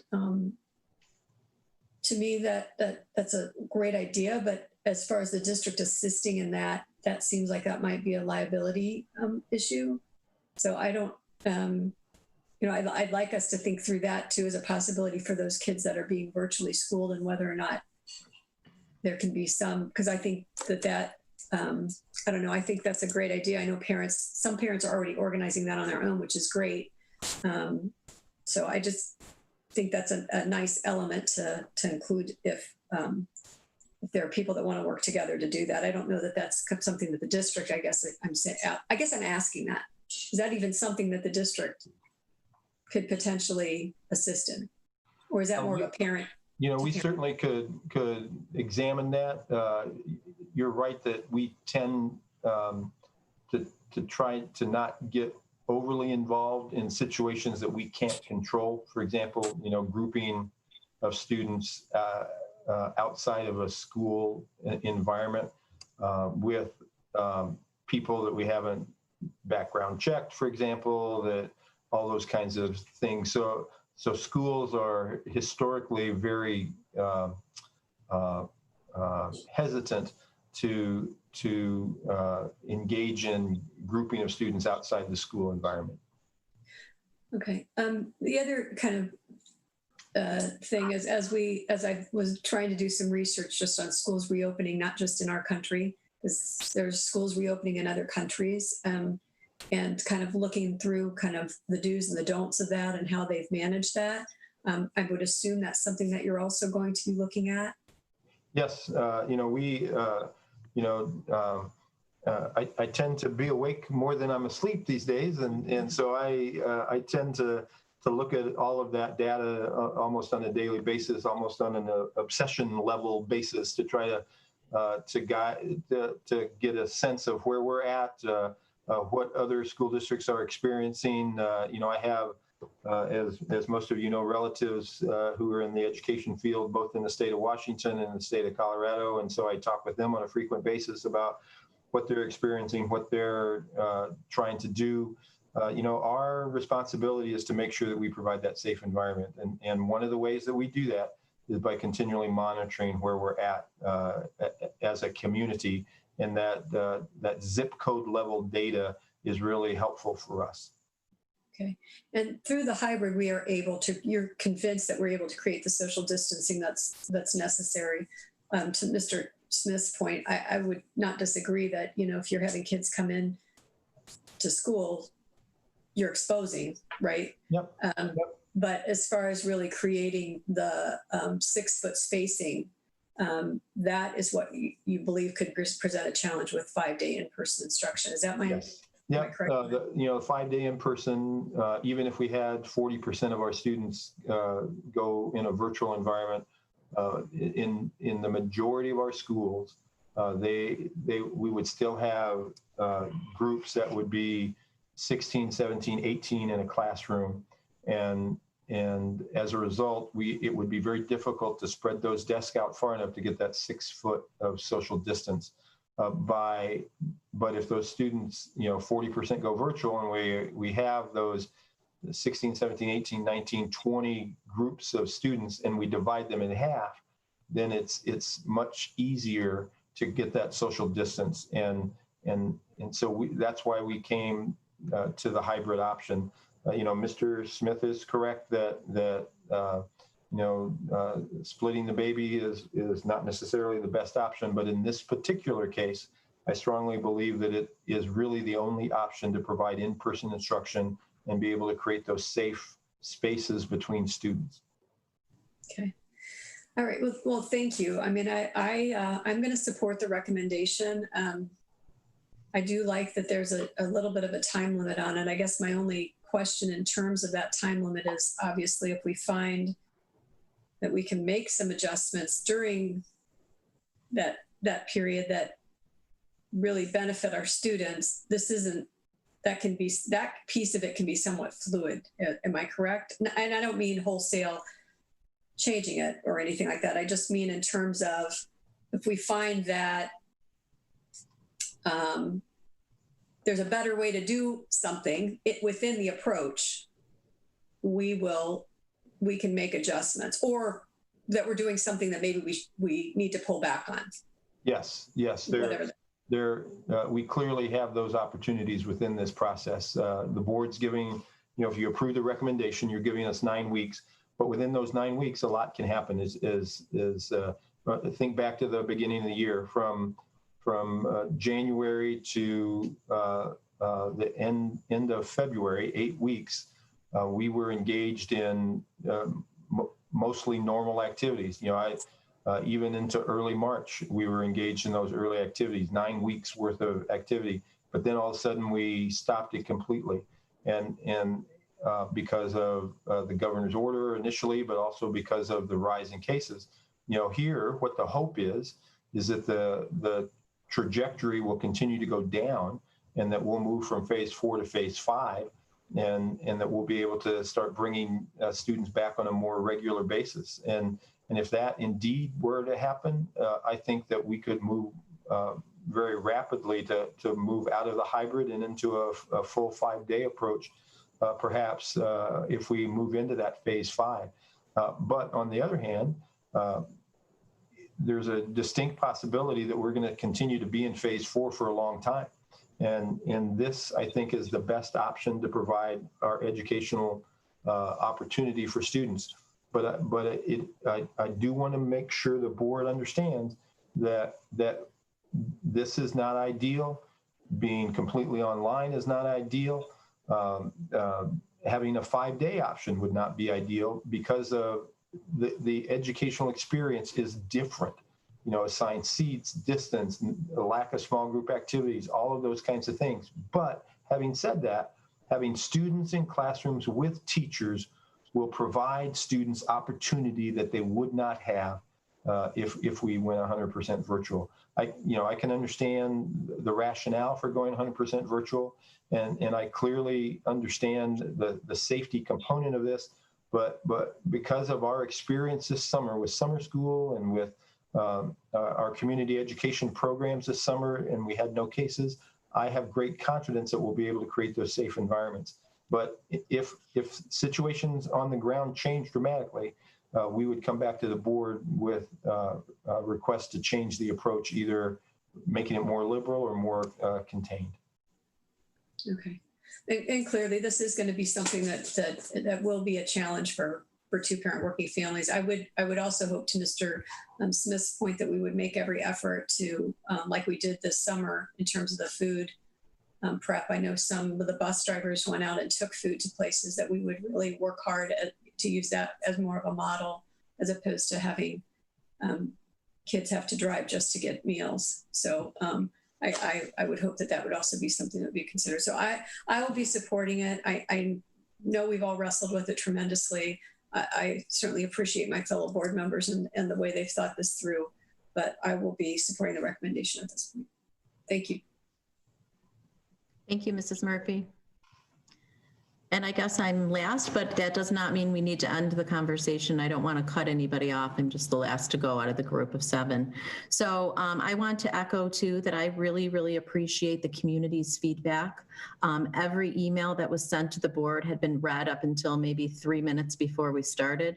So even if you did not receive a response back, they were coming in a lot over the last 24 to 36 hours. I really do not want you to feel like you've been ignored or that your point of view or your thoughtful feedback was not heard, because it certainly was, and so appreciated. Again, I thank the administration for thinking outside the box. This is complex. This is not going back to normal by going to 5-day or going to virtual like the spring. It's all very different, and we have a blank canvas right now. And honestly, we do not have control of the virus and of certain aspects that most people feel, administrators and teachers and people who are sitting in these positions are used to having some sort of understanding of how things are going to look. And if it looks like this, we're going to do that. And that's not the case here. So I took off my parent hat during all of this because I feel that it's my obligation to make a decision at what's best for the community, the students within our community, the staff within our community, the teachers, the bus drivers, the administrative staff, and everyone else. So I just want to say, although there's holes and problems and challenges with each, I feel it's very important to get our kids back in school to some level. Do I think it's safe to go back full-time 5 days? I absolutely do not, and I do not support that. I feel like we are unable to social distance in that environment, even at 60% of kids or 50% of kids. It's been shown to us with desks moving and with just frankly transparency of asking those questions. Our families have worked really hard in our community to keep kids safe, to keep families safe. And yes, has there been bumps in the road and maybe mistakes made and maybe people making different choices than your family or my family would or would not? Certainly, just like anything else. But to have all these precautions in place, whether you walk into a bank or a dental office or a grocery store or a restaurant, and then just to say, we can put X amount of students in a school and we can't social distance, but that's irrelevant. And I just can't agree with that. So although I think the hybrid has challenges, but we have an amazing team here that are up for those challenges. I know that Dr. Weber and his team will get after it and we'll figure out the best of the worst, if you will, Dr. Weber. And, Dr. Matthews and Dr. Kinzer working with our NEA to figure out how we can do this. And we're not taking away the option of community members keeping their children home. That is certainly still on the table. And if a parent or a family chose that they just did not feel that it was safe for their students or for their family, or their child is maybe can really thrive in a virtual environment, we're still giving them that choice. So I will be supporting this recommendation. And will I be happy about it? No, because what I really want is to go back to March 13th and to just erase all of this, but that's not something we can do. So if anyone else has any more comments, Mrs. Roney. I just have a question. I know this was brought up in one of the letters, and we had talked about if someone tests positive and they're out for the 2 weeks, which is more likely a month, if they test positive, that they would be given like homework from their teacher and or pick it up on seesaw or zoology or schoolology, sorry, not zoology. I think that would be very hard for the student to keep track of that. Can we allow them to go to virtual? It certainly is something that we have to find the answer to. That seems like that would be the most logical place. But as we mentioned earlier, the hybrid and the virtual may be at different spots. And so that may create some difficulties. But we certainly are committed to providing the educational experience and resources that student needs to maintain pace with their classmates in school if they ended up getting sick. And the question is, how can we manage that? And Dr. Weber, the Office of Academics, our building principals, we would figure out ways to do that, because we understand that creating this option for students requires us to be able to answer that question for parents. And so we will have an answer before September 8th on how we would do that.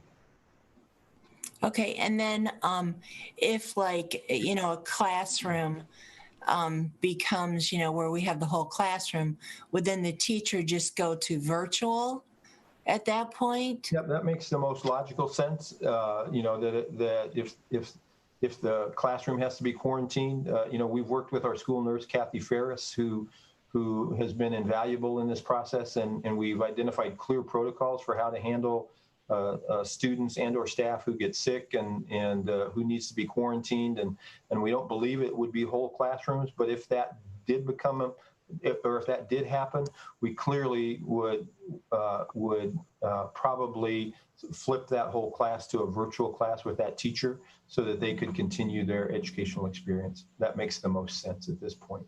But again, we're going to work out those details as once the board gives us the okay, whatever your okay is, we're going to make sure that we have those clear details and work out all of those nuances between now and September 8th.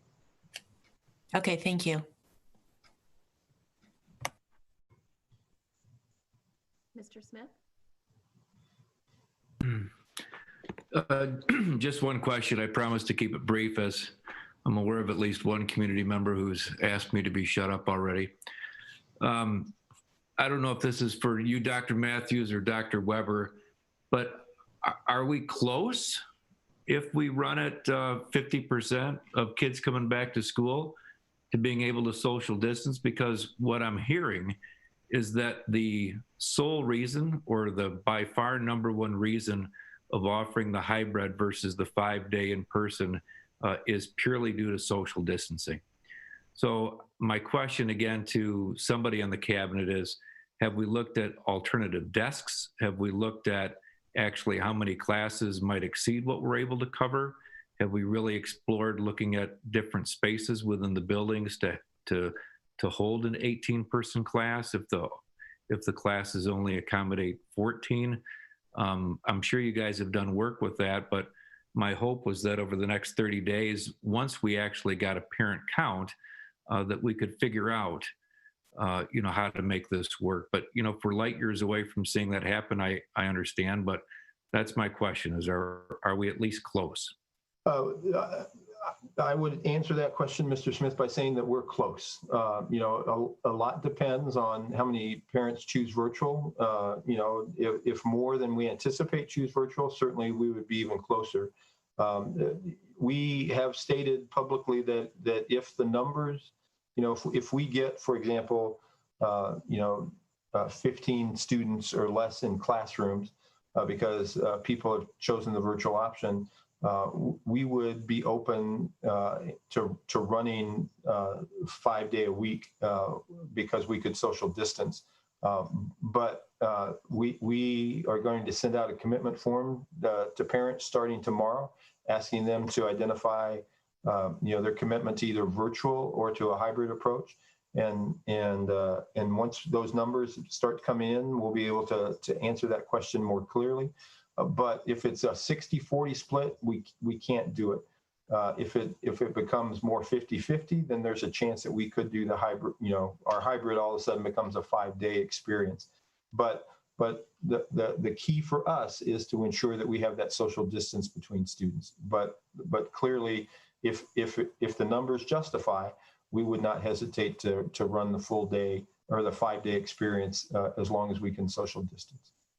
Then as a follow-up, has the cabinet considered wording in the recommendation that we would offer a 5-day in-person and a virtual option if the parents choose less than 50% virtual, then the 5-day would be switched to a hybrid? Has that been discussed? It has not been discussed. We wanted to have the commitment form be clear to parents that at this point they're choosing either a hybrid or a virtual. If it comes back, we're asking the parents to complete that form by next Wednesday so that we can have some numbers to work with. If it clearly comes back to us that more parents are going one way than the other, we will adjust. But at this point, we're only offering the 2 options because we want to provide as much clarity for parents in their options as possible. All right, I'm up to 2 people telling me to shut up, so I'll close with that. Thanks, guys. I just have a comment on that, and then I see Mr. Mena and Ms. Murphy's hands up, and Mr. Cook. So, I think that what we're hearing here and the big ask is to just keep the communication open. We have a resolution on the table. We will be voting on that tonight, but I, as a board member, trust that if you find a way that keeps our kids safe and keeps those numbers to fit into the rubric that you've developed, that you will come to the board with a new option to say, look, this is something that I think that we can do. The other point too is, could you answer, even within a classroom, and classroom sizes are different and different spacing at different buildings, but the bus situation, having a 5-day,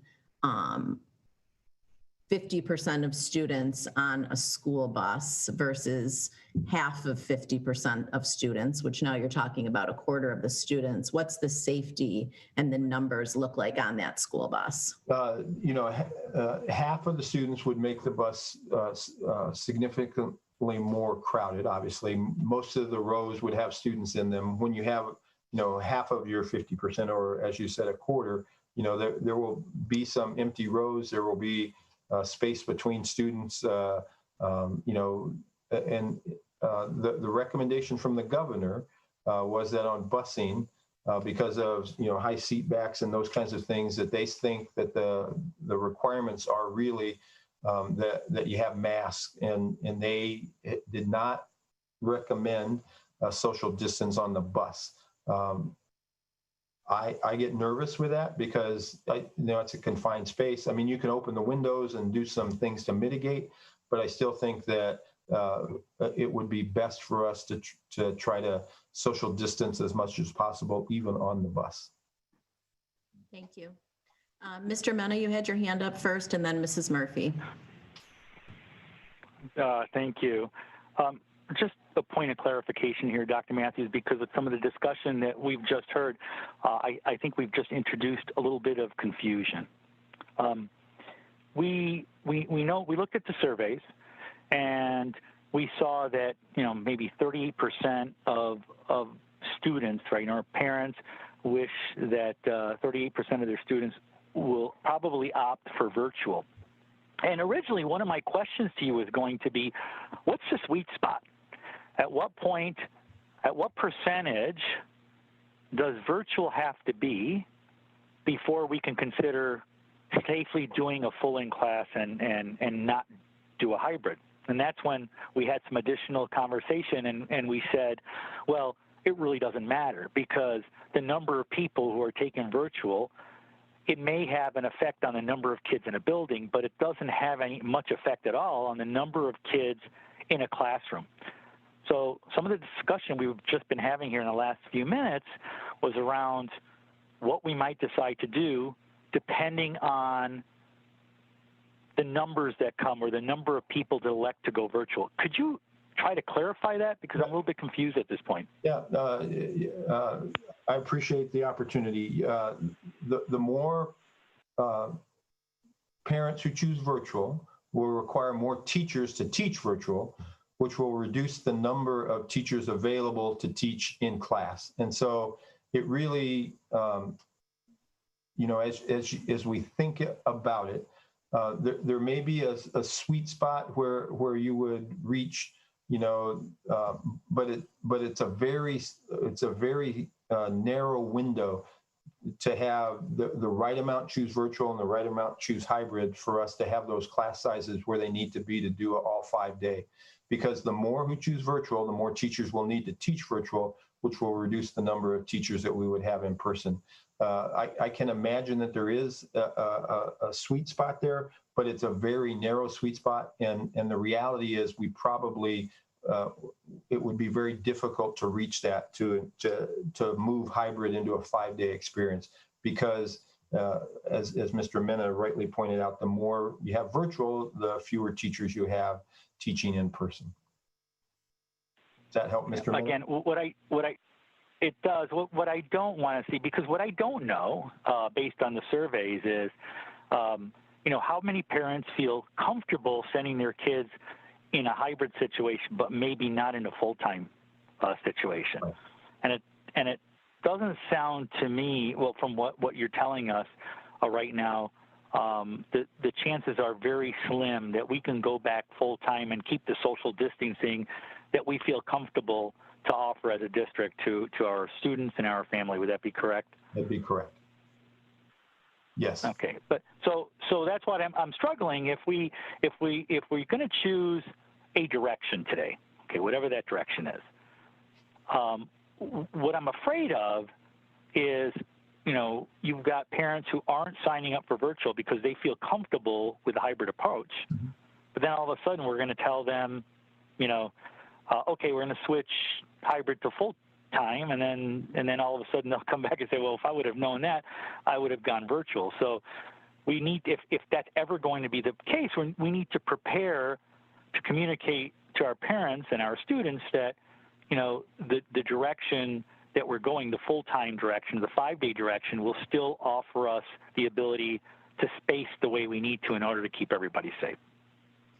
Right. The recommendation this evening is for a hybrid approach and for a virtual. And my best analysis of the situation is that it will be what we do this fall if the board approves that. Thank you, Mr. Mena. Thank you. Mrs. Murphy? You're good? Okay. You're on mute. Unmute yourself. Perfect. Okay. I apologize. I actually did forget what I was going to bring up. I was, yeah, I should have written it down like I did everything else, but it's the dialogue has been great. And I think to Mr. Mena's point, it is good that we clarify. Certainly it sounds like the odds of getting to that sweet spot are very, very, very slim. But certainly I think our last point on our, one of the last points is the flexibility piece. I'm trying to remember, it was in the initial PowerPoint that Dr. Weber presented, and then you gave us a little snippet of that tonight with the guiding principles. You know, and I go back to those, and I think that we're honoring that in this decision, and that being flexible to our approach to teaching and learning framework gives us capacity to pivot between instructional modalities. And I think that's going to be very important to keep those guiding principles in the forefront as we move forward with the planning as well. So that's just the rest of my 2 cents, and certainly the clarity for the people that are making this selection, the parents making the selection for on behalf of their students is going to be that's important as well. Thank you, Mrs. Murphy. Dr. Weber. Yes, good evening. So I think the one data point that we're missing, and the most important data point, is going to be the selection of virtual by our parents. I think once that number is there, the conversations, could very well, and I hope the board would be open to them shifting. If we see a number that allows appropriate social distancing with 5 days a week, and we meet those contingencies upon social distancing from a consistency standpoint, it'd be superior for a learning experience for our children. And at some point this evening, Dr. Matthews or President Ruskin, if you'd like me to describe what we have lined up for a virtual side of things, that would be wonderful. And then for my own team, I do need clarity from the board, what you expect from our team in building a hybrid model. We presented 3 last week. Is it that we have the latitude to choose and then we go forward? Do we build it and then bring it before you? Those things are going to be things that I need very clear before we sign off tonight, because as soon as we sign off tonight, we will begin working on it. Thanks. Thank you, Dr. Weber. So in regards to your first question about sharing the online piece, I think that would be important for our community if being asked starting tomorrow until next week to hear what the online would look like. So I appreciate your willingness and the ability to do that. Secondly, my own personal feeling on the hybrid and giving you the latitude is that there is a lot of logistics. There's staffing logistics, there's student logistics, there's so many things. And so my personal belief is that I would like to give the administration, the cabinet, the latitude to figure out how a hybrid will look and be able to be accomplished in the best possible way. Your question of does that need to come back to the board for approval? I think communication is key. Does it need to come in the form of a recommendation? I don't want to halt your work. There's a lot of work to be done in the next 26, 28, 30 days. And I personally, and the board members can raise their hand and share how they feel about it, but I personally feel that you are all best equipped to figure out how to fit a hybrid model utilizing the safety and all the other guiding principles that we've all discussed to get that approach to be its best. I don't want to call it a best self. It's not a person, but the best it can be, if you will. Ruskin, the recommendation that was read by Mr. Mena actually states the board directs the administration in concert with the teachers to identify the best possible hybrid approach. So yes, my understanding of that recommendation, or at least as I wrote it, would be that if approved, you give us permission to identify the best approach, communicate clearly back to the board what that is, and clearly continue to communicate to our community what that will look like, but that we would not have to get approval again for the hybrid. Thank you. And then that final piece of really that one data point in my mind that's the biggest data point, frankly, is how many of our parents are going to opt for virtual, because I think that greatly impacts our approach to design. And, the past couple months, it's definitely not an issue to build a lot of plans that really never see the light of day because you don't have the luxury of waiting. So that's not a problem. But I just hope we're, as a community, that we're agile enough to understand that if, for whatever reason, we get a high number of virtual, that we are able to pivot and realize that could be an opportunity in a 5-day setting. If really the primary arbiter of this whole discussion is the safety of staff and students. Because in the hybrid model, there's actually considerably more ask on the staff because of living in 2 different worlds. And from a consistency standpoint, the more consistent experience we can have for our youngsters, especially our younger ones, the better off we are. So, we're also going to work with our transportation, because they're going to have a huge part in this as well, as that conversation occurred. Delivery of food items is also going to have a significant impact upon our hybrid model. But this is kind of a rare opportunity, and one board member had mentioned it, that oftentimes that when we have a board meeting, it's Miss Holly taking notes in the crowd, and that's it.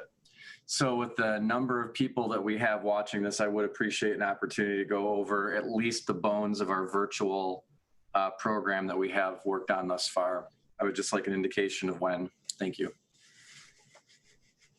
I saw Mr. Cook raise his hand, and then after the board members are done asking questions, we'll provide a small, short opportunity for that, Dr. Weber. Mr. Cook? Yeah, just a couple more things. Where one person looks at the data and they see that 60% of the parents are open to sending their kids back into the school, that being a combination of either full in-person or hybrid. Others may look at that and say, hey, 55% are not willing to send their kids back full time. Okay, that would be the hybrid and virtual. So you could look at the data both ways.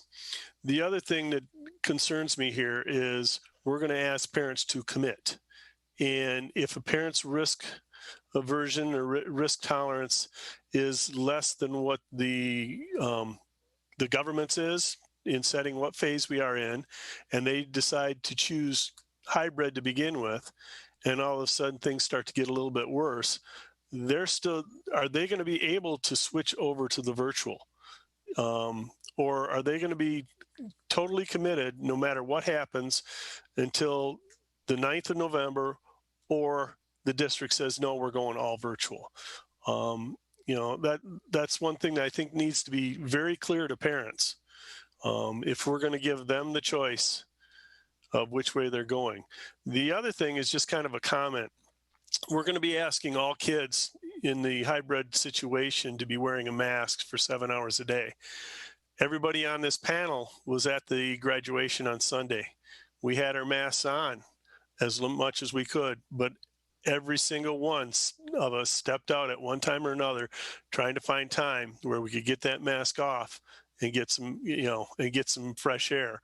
Whether it would just sneak into the bathroom or, going and getting some water or something like that. But we were there for over 7 hours with our masks on, and every single one of us, it was uncomfortable for. And we're going to ask students to do that constantly. So. Thank you, Mr. Cook. Mrs. Roney, did you have your hand up? I feel like you did. I just had a quick question, and this is all going to depend on numbers. If we can't do 5 days in person safely because we have so many teachers doing virtual, once the state, moves us to another phase, are we going to be able to do that? Go to 5 day? If we go to like phase 5, will we have enough teachers? I think if we went to phase 5, the hybrid would become a 5-day experience. And then we would go back to those people who are in the virtual experience and begin to ask them if they want to transition back to an in-school 5-day experience and kind of work with them to make that transition back. Some of them may want to stay in the virtual world. Others may want to transition back. And so if they transition back, we will have teachers that will be able to transition back with them. Thank you, Mrs. Roney. Okay, if everybody's ready to vote on this, I would say that we will do that before we offer Dr. Weber an opportunity to share his virtual work that he and his team have been doing. Okay. I don't see any further questions, comments. So Mr. Mena, I will ask you for a roll call vote, please. Trustee Cook. No. Trustee Hood. Yes. Trustee Mena. Yes. Trustee Murphy. Sorry, yes. Trustee Roney. No. Trustee Ruskin. Yes. Trustee Smith. No. Motion passes. Motion passes. Yep. 4 to 3. Thank you. Okay, so moving on, Dr. Weber, if you want to take the floor and share the virtual piece that you and your team have been working on. Certainly. I think there's just a few key points. It's interesting.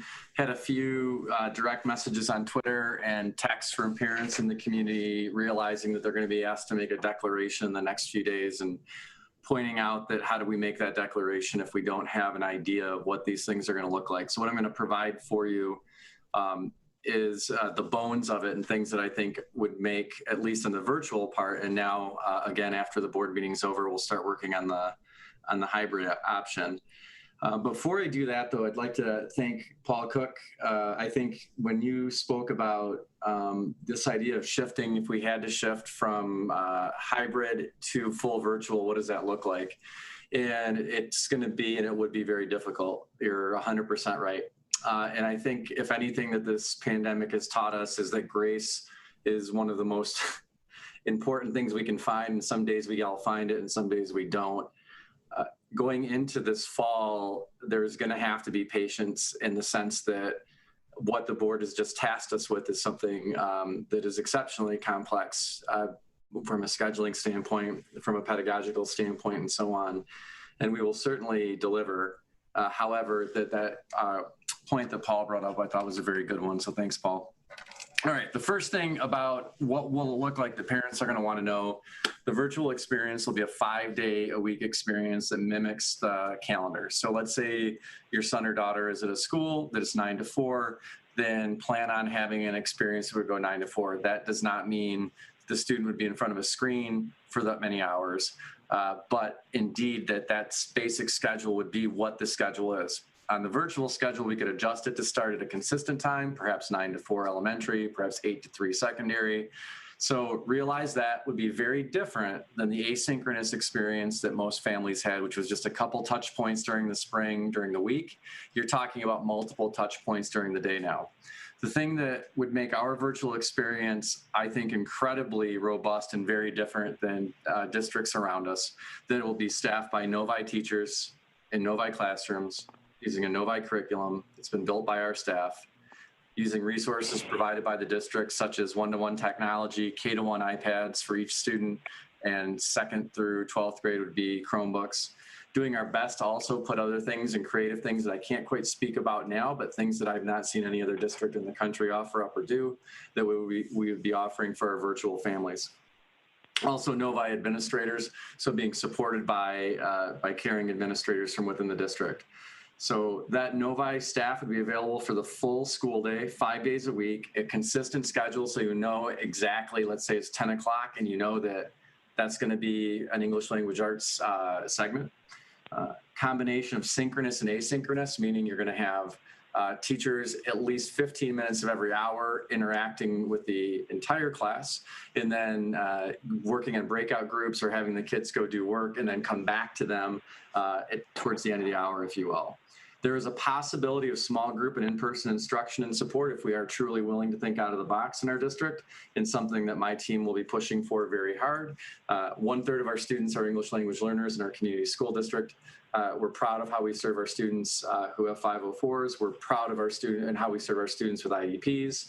But there are situations where we are going to need to be thinking very much, how do we provide services that these students desperately need, which may definitely include an option for parents to actually bring in some small group instruction. So the full special education and section 504 compliance would occur, and then we will be discussing additional supports for English language learners. So part of the data that we have been working with is looking at learning regression since the pandemic has begun. And unfortunately, some of the early signs say that the learning regression that students across the country have faced have been quite dramatic, with students losing as many as 2 grade levels in just the time that they've been out. So that's really a primary driver of our team, is to really think differently in the virtual model of how we can provide additional supports to those families that desperately need it. But what I want every single Novi family to hear right now is that we're not offshoring your kids. We're not going to offshore a curriculum. It's going to be done by us, with our curriculum, with our resources, and our support.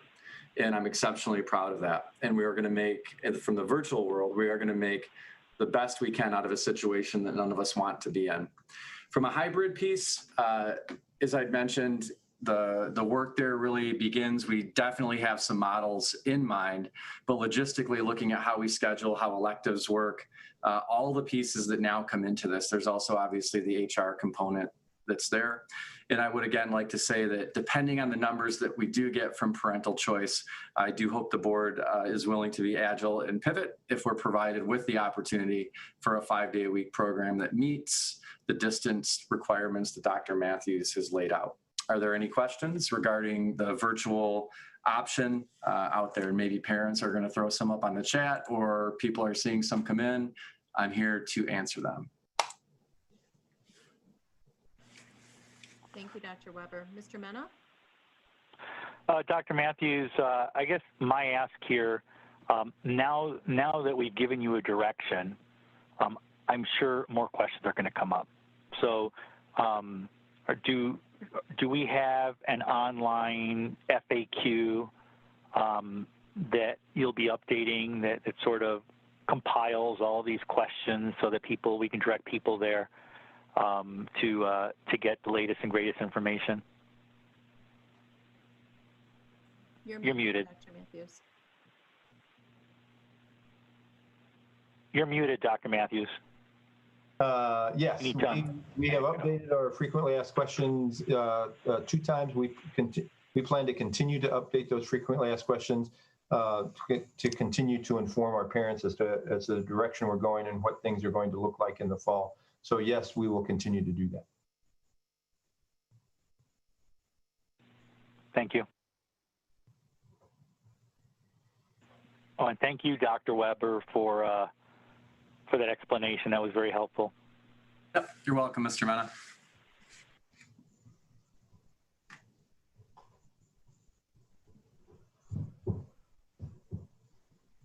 Guessing that you as a board or community can just forward questions in to Dr. Weber as you think of them regarding the virtual option. So thank you.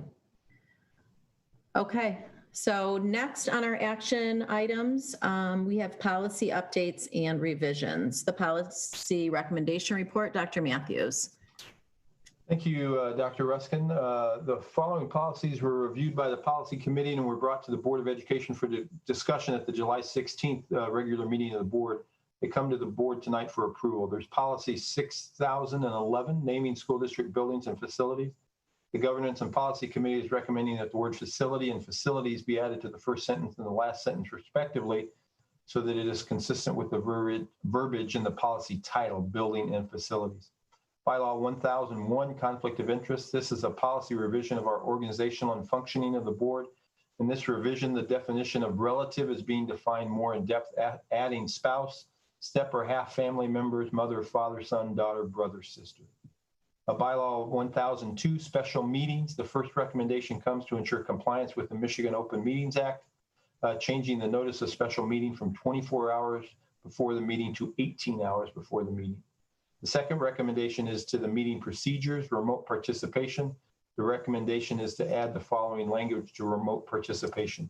Board members, including those who are absent due to military duty, may participate in board meetings remotely on the following conditions. At least a quorum of the board members are present for the board meeting. Any absent board member discloses a reason for his or her absence and the location from which he or she is participating.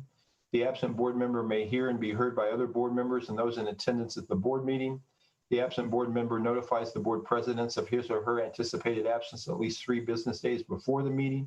So the board president may make arrangements to notify the general public of the means by which it may contact board members prior to the meeting. And the board president takes steps to ensure the general public is aware of the manner any absent board members voted on any and all matters brought before the board for a vote, such as requiring roll call voting. Policy 2006, students' curriculum, attendance and truancy. The recommendation is to add stronger language to the attendance and truancy policy. The recommended language is the school district requires its students to attend school every day. The school district requires its students to attend school every day school is in session, except when excused by the school district. The school building's principal is responsible for enforcing this policy. In cases where the school building's principal concludes a parent is failing to comply with Michigan's compulsory school attendance law, she or he may refer the matter to Child Protective Services or the appropriate police agency or prosecutor office. Policy 4002, personnel nepotism. The recommendation is to add the same in-depth definition to relative as was recommended for bylaw 1001, and that is adding spouse, step or half family members, mother, father, son, daughter, brother, or sister. This recommendation comes to the board tonight for approval for these revisions to our policies. Thank you, Dr. Matthews. May I request a motion? Mr. Cook, you're on mute. There you go. You're so fast. I move that the Novi Community School District Board of Education approves the policy revisions as presented. I'll support.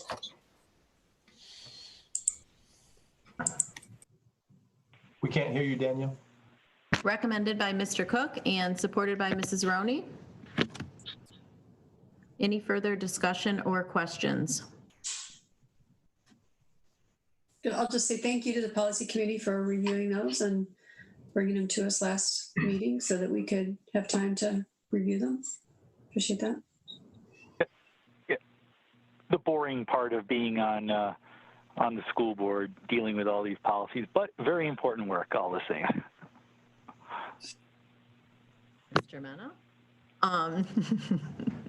I do want to point out that the first policy I just have a question about or a comment, and Mr. Cook, I know that you're hearing this. We did have a community member who had some requests about building, naming, and facility, and after some clarification of the policy, that we will be having further discussion in the policy committee to that specific request. Is that correct? Yes, yes. As the policy now, after this vote, will state that building and facilities are not to be named after somebody. This request was different than that, and we will address that and see where we go from there. So, thank you. Further questions or discussion? Mr. Mena, if we can get a roll call vote, please. Trustee Cook? yes. Trustee Hood? Yeah. Trustee Mena? Yes. Trustee Murphy? Yes. Trustee Roney? Yes.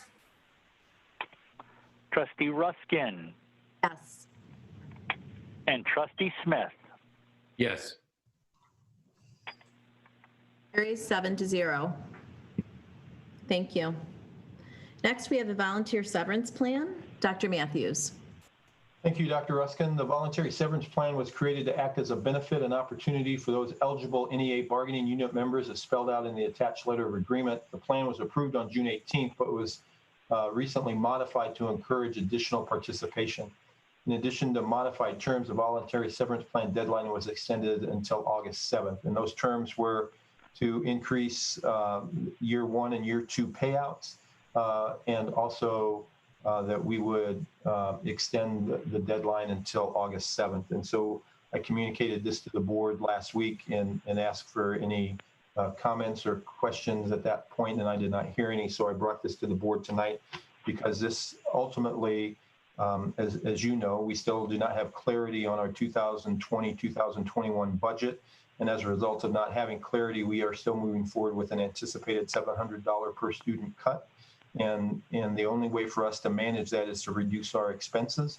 And one of the ways that we can reduce our expenses is by having staff who are at the top end of our salary scale retire, so that we can have less expensive staff, quite honestly, take their place. And in doing so, we would save in our salary line items. We had it back in June when we presented to the board our budget. We identified that we were attempting to save 5% in our salary bucket and 25% in our non-salary bucket. And this is one of the ways that we're managing that. And so because we were not getting the participation that we anticipated, we have increased slightly the year 1 and year 2 payouts for those who would take this voluntary severance plan. And also we were extending the deadline until tomorrow. And so we come to the board asking you to approve the voluntary severance plan that is presented.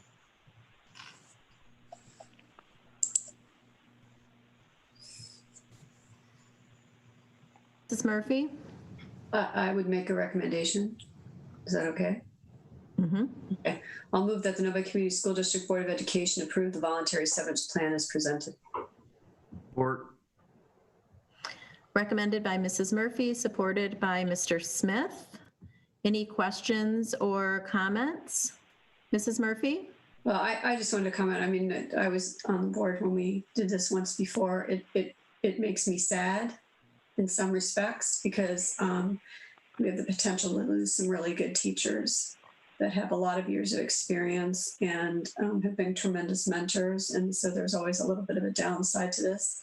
But at the same time, I think what we're looking at and what we're facing, and certainly Mr. McIntyre knows and has those numbers and knows kind of what we're up against in some respects. So we need to make every effort to do what we can so that we can continue to move our district forward and continue to provide for our kids that which we think they need to, to get a great education in Novi. And it's sad that it's come to this, but there's not many other ways that we can generate or save because we are primarily 85% of our expenses go to people. And so we don't have many options, which is unfortunate. Thank you, Mrs. Murphy. I definitely echo what you say about our people and our amazing staff that have been with us long term. It's a sad situation that we are faced with. As we pointed out earlier, this is just one of the pieces of it. So any other questions or comments? Okay, seeing none, Mr. Mena, I think we're ready for a roll call vote, please. Trustee Cook, Yes. Trustee Hood, Yes. Trustee Mena, yes. Trustee Murphy, Yes. Trustee Roney, Yes. Trustee Ruskin, Yes. and Trustee Smith. Yes.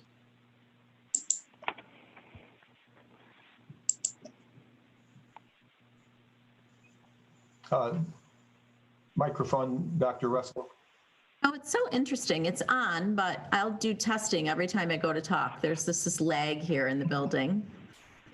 Dr. Kinzer, thank you for all your work that you've done with this and, working to provide both opportunity for us to deal with the difficulties we face and potential opportunities for our staff. Thank you, Dr. Ruskin. And I really would like to take the opportunity to repeat some of the board's comments that this is challenging because we will lose outstanding Novi teachers. But it's definitely in the best interest of our district moving forward. Thank you. Okay. If I can interrupt just administratively, Danielle. So just going forward, I know you're having a mic problem today. I think when you're speaking, we could probably hear you when you see the yellow border around your video. So Yes. you might want to just key on that and see if that makes a difference. Uh-huh. Hello? Yep. Ooh. So it wasn't showing up, but there it is. We're good, Mr. Mena. Got it. Okay. Thank you. Next, we have information and discussion. We have award of commissioning services. Dr. Matthews. Thank you, Dr. Ruskin. With the recent passage of the 2019 bond proposal, the district will be undertaking approximately $180 million of numerous construction and renovation projects over the next 5 to 6 years, requiring the services of an owner's representative. Plant Moran Cressa was the district's owner's representative during the 2014 bond and was outstanding in their service. Their adherence to the RFP, relevant experience, qualifications, timeliness, responsiveness, and team compatibility throughout the 2014 bond was impeccable. Therefore, the Plant Moran Cressa proposal is submitted to the board tonight for information and discussion, with awarding of the professional services to Plant Moran Cressa at the August 20th, 2020 board meeting. The award shall be the terms, conditions, and specifications as presented in their letter, contingent upon successful negotiation of the contract. I would emphasize that we have a great relationship with Plant Moran Cressa. They have agreed to give us what we consider to be a very favorable deal for their services. And this is presented tonight to kind of close the loop on ensuring that their contract is set for the services that they will provide for us for the 2019 bond. Thank you. Thank you, Dr. Matthews. If you have questions, for us, you can reach out to either Dr. Kinzer, Mr. McIntyre, or myself, and we could answer them before the August 20th meeting. I appreciate that. We appreciate that. We appreciate that. I'm going to say it 3 times, but I saw my yellow. Okay. Next, we have an opportunity from comments from the audience. Oh, Paul, I'm sorry. Go ahead. That's okay. As I read through the letter here to Dr. Matthews, this is for auditing services. Oh, is this the audit? Yes. Okay, we'll make sure that we have the right information to the board. Okay, thank you. You're welcome. Thanks, Mr. Cook, thank you, Mr. Cook, for the clarity. Mrs. Hood. Mrs. Hood. Sorry, I was reading your chat. Would you guys please repeat the auditing thing? Because I talked to the auditors today, and what is the correction that we need? We think we have the wrong information piece in the board book for Plant Moran Cressa. So we will ensure that we have that corrected for the board before you're asked to vote on this on the 20th. Okay, so this June 16th letter that is in here is not applicable? Not to Plant Moran Cressa. They're the bond and not the audit. Oh, yes, there you go. That makes sense. I thought, well, they're already doing that. Okay, thank you. You're welcome. Thank you. Okay, so next we have another opportunity for comments from the audience. Dr. Matthews, do we have any more Google Forms? Yep, we have some additional comments that have come, about 7. This is from Michael Kowalski. How do you plan to monitor student extracurricular activities once they leave the building to be sure all students are following the CDC guidelines to keep everyone safe? If you can't keep everyone safe, is it worth it to have an in-person school when we have another option available to us? I know I'm willing to put in the work to make online instruction reflective of the standards expected at Novi if it means saving even one student or staff member. Next comment is from Michelle Cass. Governor Whitmer has recently announced that racism is a public health issue. How are you training your teachers for multiracial students and to work on implicit bias and the decrease of microaggressions towards students that are biracial, multiracial, and African American? Although I'm proud that my daughter attends a diverse school, we need improved training. Families such as my own are multicultural, so please train your staff. Next comment is from Julie Song. Dr. Matthews, you read the required protocol. Will we have tissues, sanitizer, and wipes available for all students and staff? In the past years where funding was not an issue, we as parents have been asked to send all those items as donations to the classroom so that there would be adequate supplies. Now with funding questionable and the increased cost of transportation with double runs, are you confident that those supplies will be available for the duration of the school year without having to rely on parent donations, especially since parents are no longer able to procure those items for our own homes? Do you already have adequate supplies, or might we find those items are on back order at some point? I can answer that question now. We believe the supplies we need to begin the school year successfully, but of course we will continue to monitor that. And if it becomes a problem, that potentially could close our schools. But we believe that we have adequate supply at this point, as we've been ordering for several months already. Next comment is from Christine LaPenta. If you are only asking the board to approve the plan until November 6th, will there be an opportunity for parents to change their learning environment after the 6th when a new plan is potentially improved? For example, if I choose the hybrid option, but on November 9th, the district decides to move to a fully in-person. I am not comfortable with this. Can I switch my child to virtual? Next comment is from Jody Goodhue. I am fine assuming the risk of my student attending in-person school. I do not agree with virtual for all. If you would like virtual, you should choose it. If a hybrid choice is the only way children can safely return, I say go for it. Something is better than nothing. Please approve the plan. The next comment is from Amy Krupkin. How are we supposed to commit to a hybrid if we do not know what the hybrid schedule will be? Some will work for my family, some will not. I think it's very irresponsible to begin the year in person, even if it's a hybrid, when cases are not decreasing. A quote I heard today resonated with me. It's very easy to open school, and it will be very hard to keep them open. At least with starting the year remotely, it is consistent. With being in person, there will be many times a class needs to close or a school needs to close. There's no consistency with these constant quarantines and closures. Thank you for your time. The next comment, Nathan Forgash. If a child is in close contact on a bus for 15 minutes or longer with another child or bus driver that tests positive, what is the protocol? Our protocol is explained in our frequently asked questions, so I would refer families to that. Next comment, Karen Tunney. What is the plan for siblings under the hybrid option? Will they all be assigned on the same in-person days? And that is the plan, that would happen. Next comment, Valerie Hopper. Will we know what hybrid version you will be selecting, AM, PM, 5-day, et cetera, tomorrow so we can make an educated decision? Some parents need to know for working hours. That decision will probably not be finalized until at least Monday. And so while the survey comes out, we're asking parents to complete it by Wednesday, so you will have time, but we're trying to identify that option as quickly as possible because we know it's important for parents. Mike Spinazzola, how are you going to manage the increased cleaning? Does not the hybrid option put more people in the building in a week? Does that not make more of an issue for cleaning? How can we keep teachers safe and not infecting their families and thus their families' classes? Next comment is from Ariel Bursch. In regards to the virtual option, will our children have Novi teachers from their current elementary school with classmates from that same elementary school? This is a virtual option available all year long.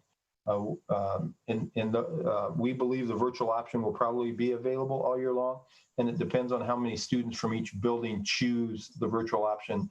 That would depend, that would help establish if the students will be in a class with a teacher from their home school or with other students. Melissa Kanda, how will the hybrid students be able to keep pace with those who do virtual? Won't they fall behind since they're only 50% live teaching? And the last comment is Shannon Bauer. Will we know the hybrid options before we need to make our decision about hybrid or virtual? Also, will students have access to all classes if they choose virtual learning, such as fine art classes, band, dance, art, and PE? And those are the comments this evening, Dr. Ruskin. Thank you, Dr. Matthews. Testing. Hello? You're good. Oh, well, my yellow box isn't going. I know. Sometimes it's acting up. You sound clearer when the yellow box come up. So we'll work on it. I might have to, you know what I think I'd do? I'm going to buy you a mic, a USB mic that you can plug into whatever machine you're using there, and we're going to fix it. I think maybe you're far away from the mic on whatever machine you're using or phone. I have no idea what you're using right now. Okay. So we'll get it worked out, right, Willie? I trust you. We're good. Okay, so next we have the superintendent's report. Dr. Matthews, we're back to you. Thank you, Dr. Ruskin. I appreciate the conversation that the board had this evening. I appreciate the honesty that you expressed. I also would like to reassure you that our commitment is to create the best possible options for our students while keeping our students and staff safe. We believe we have good experience this summer that will translate into this fall. But we know this is a very important decision for you to consider and to have made. And we do appreciate the thoughtfulness that you approach this with and the good questions and the robust discussion that you had. I also would like to express my deep appreciation to Dr. Weber, his Office of Academics team, to Dr. Kinzer, to Mr. McIntyre, who's been thrown into the fire, so to speak, with all these discussions. the effort and the time that those people have given to this, and also the effort and the time our teachers have given to this, I think is reflective of their commitment to the profession, but also to the students and families in Novi. This really is difficult stuff. All of us have lost sleep and spent hours and hours thinking about changing our minds. If you would have seen, many of you perhaps did see the conversation that I had with a reporter on WXYZ last month, where I said I didn't think the hybrid option would be a good option. And now tonight, I actually recommended the hybrid option. You may wonder why we did that. And that's because we continue to reflect and try to identify what the best possible course of action is. And I think that is reflective of our whole, all of the people who are working on this together, that we continue to reflect and try to identify what are the best options for our students. So thank you for everything that you have done and the conversation that you had this evening. And I look forward to the next month so that we can put in action many of the plans that we have talked about. That's my report, Dr. Ruskin. Thank you, Dr. Matthews. So next we have the administrative reports. We'll start with Mr. McIntyre. You're there. There you go.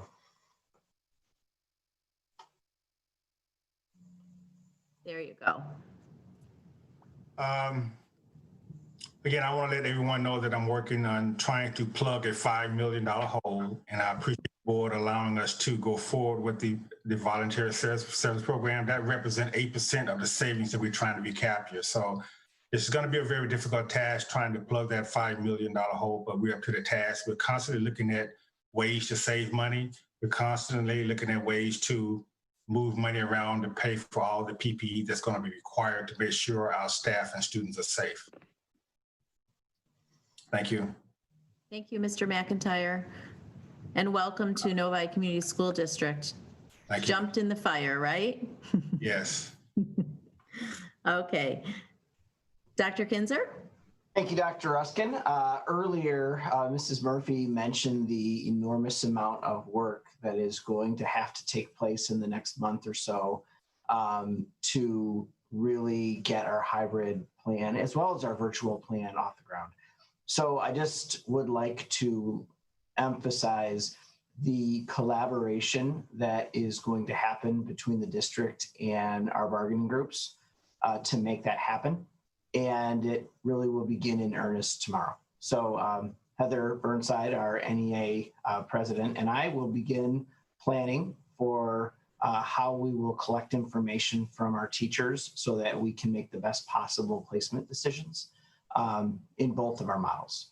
Additionally, last Monday evening, Dr. Matthews, Dr. Weber, Mr. McIntyre, and I, along with Heather Burnside and Grant Dalton, hosted an NEA town hall meeting where we answered, I don't know, I'm going to guess about 60 or 70 questions probably, but we recognize that there are many more questions that remain unanswered. So Dr. Matthews committed to a second town hall meeting, and I'm pleased to announce that town hall meeting number 2 will take place this Monday evening, the 10th, and it will feature a much more interactive format where we will actually field questions live from our NEA members. So very pleased with the relationship we have with all of our bargaining groups, and that is how we are going to move forward with our planning so that when September 8th rolls around, we will be prepared to provide a Novi quality education in both of our platforms. Thank you. Thank you, Dr. Kinzer. Dr. Weber? So I had the privilege of working beside one of the best middle school science teachers in my life. He's still a middle school science teacher in South Lyon Community Schools, and he's a school board member in Heartland. His name is Christopher Costa. And Chris Costa used to say to his kids, it takes teamwork to make the dream work. And I can say emphatically that this summer, I wish the world could have seen what I got to see from over 150 teachers who have been working throughout the summer to look at how they're going to adjust their instruction coming in. We used our CARES money to help compensate them. This right here went to every single mailbox in Novi, the Novi Community School District. If you live here, you got one of these. This is the Novi Today. Inside of it, in the center, is a wonderful article written by George Sipple. And if you read that article, you're going to get an idea of the amount of care and thought that's went into our return. People who have given not only their time, but their hearts up on my own team of Andrew Combe, Jeff Dinkelman, Shaylee Patel, Stacy Theophilus, Darby Hoppenstedt, Adva Ringel, George Sipple, Melanie Rakowski, Melissa Matson, of course, Sheila Holly, and then Anthony Lacricchio, where tonight we're going to make a one-to-one presentation to the board. Anthony Lacricchio and Jeff Maz's foresight had us ordering devices for our staff that you voted on, I believe, in June, which is fantastic because I think the Ann Arbor Community School District just dropped an order for like 29,000 devices. So I'm glad ours are in our possession and there. We look forward to really tackling this challenge, and it's a huge one. But our mission is super easy. It really is. Like, the fact of the matter is our team gets up every day and knows that we get to serve kids, and that is it. It's very difficult often, I think, for parents or community members or people to try to wrap their head around the fact of putting a business model on what we do in public education. And I'll say very clearly that the members of the team that I just read off, that truly our customer, if you will, is the student. And a lot of times people talk about the parents and so on, but our focus is on providing opportunities for the kids. Our focus is providing all those things. So I'm eminently grateful to the board for having this conversation tonight, especially though to the team that I have asked to do work way beyond anything that they expected to see. And I know that all of them are probably already sketching and figuring out what we can do in the hybrid model. So much love to all those names that I read, and we're looking forward to get after it. And I will say that anybody has any questions from the board standpoint, feel free to ask. And again, if you haven't read this yet, in the middle of it is a fantastic article that Mr. Sipple read that will really show you how comprehensive our approach has already been. All right, much love to everyone, parents out there. We're going to do this, and youngsters out there, get ready. We're going to have the best year we possibly can. Thank you. Good night. Thank you, Dr. Weber. I love that attitude, and I knew you would just take this challenge on, and you and your team will be ready to roll. So we really, really appreciate you. Next, we have board communication. Anybody have any comments? Mrs. Hood? Hi, yeah, just a quick one. I met today with our auditors from Plant Moran. And speaking of Mr. McIntyre jumping into the fire here, we typically start our audit after Labor Day. And this year we are moving it up, and they will be on site, not on site, I'm sorry. They will be starting their pre-audit work next week. So those of us on the board, I think you should get you will be getting a pre-audit communication. It's just the typical letter that they send out on their intentions. And I think it's going to Dr. Matthews, and then Sheila will forward it out from there. So we're all familiar with Chris Geck. He's the lead auditor. He's the principal that we normally deal with. And then they did introduce me today to the new partner. Laura Clays is moving on. She's still with Plant Moran, but she's losing Novi. And Jeff Higgins is the new partner that's going to own Novi schools. So they said that, excuse me, they said that they had already talked to Mr. McIntyre briefly, and he was ready for the fun to start next week. And I don't have anything else, so thank you. Thank you, Mrs. Hood. Thank you. Mrs. Murphy? I'll just say really quickly, a big shout out to our high school staff that put together a graduation for our students. I know we were there. all of us. And it was a long day, but certainly worth it to give our graduates a chance to walk across the stage and their parents to, at least capture that moment briefly. And so I just want to say thank you to the high school administration and everybody. It took quite a few people to coordinate that, what with the weather changing and certainly trying to keep the traffic off the roads. So big shout out to everybody involved with that. I know our resource officers were there. Sandy Brazel spent many sleepless nights trying to organize things. I ran into her in the hallway and she said she was just going to sleep for the day, I think. So anyways, it was a nice event to be able to recognize our seniors and at least give them a little bit of a send off before their next adventure. So to everybody involved in that, thanks. It was also good to actually be among you as opposed to distance. And speaking of that, I would like to, something that kind of keeps popping up in different places is the fact that we are not meeting together personally, and yet we're thinking about sending our kids back. And I think that, from my perspective, and certainly any of you can correct me if I'm wrong, if we met together publicly, we could not distance and still allow public to be there. So we could not keep everybody safe coming to our meetings. So that is why we're meeting remotely and trying to give access to people in the best way that we can, because we couldn't limit the number of people coming in potentially to a board meeting. Not that we have that many, but it's also not a very large room for all of us to stay distance and still be able to communicate. So I'm thankful that the governor allowed us to at least meet this way so we could continue the work of our district and keep everybody safe. But it really was good to be among you all on Sunday and spend 8 hours or 8+ hours with you, even distance. So thank you. Thank you, Mrs. Murphy. Mr. Mena? I guess we didn't we didn't have a line item on the agenda for committee meetings, but we did have a capital projects meeting this week. And I think won't go through the entire agenda, but I think the two big things are the secure entries for Parkview and Deerfield and Novi Woods. Those projects seem to be going very well, and from what I understand, we should be completing, which is really a surprise to me. I didn't get to say after the meeting, but looks like we're looking to have that completed mid to a few days after that in August. So that's great news. And then look for an email from me probably sometime next week with regards to maybe a change in direction on what we're possible change in direction on what we're looking to do with Meadows. So we'll get an email out and on that to kind of explain for some future discussion. So. Thank you, Mr. Mena.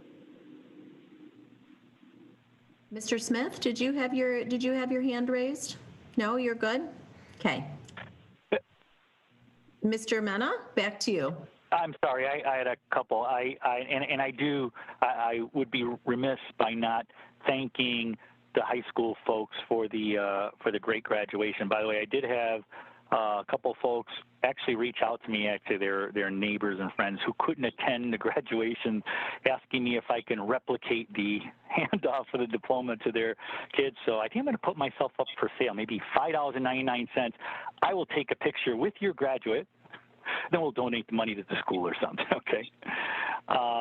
And then the last thing, and only because I don't have a better spot for this, Dr. Matthews, number one, with regards to comment Ms. Murphy says, I understand the optics with regards to us sitting here virtually and then making decisions about students going to class. I would be happy to join Ms. Ruskin and anybody else at the board table if possible. I frankly, I don't know what the current rules are for meetings. They're always changing.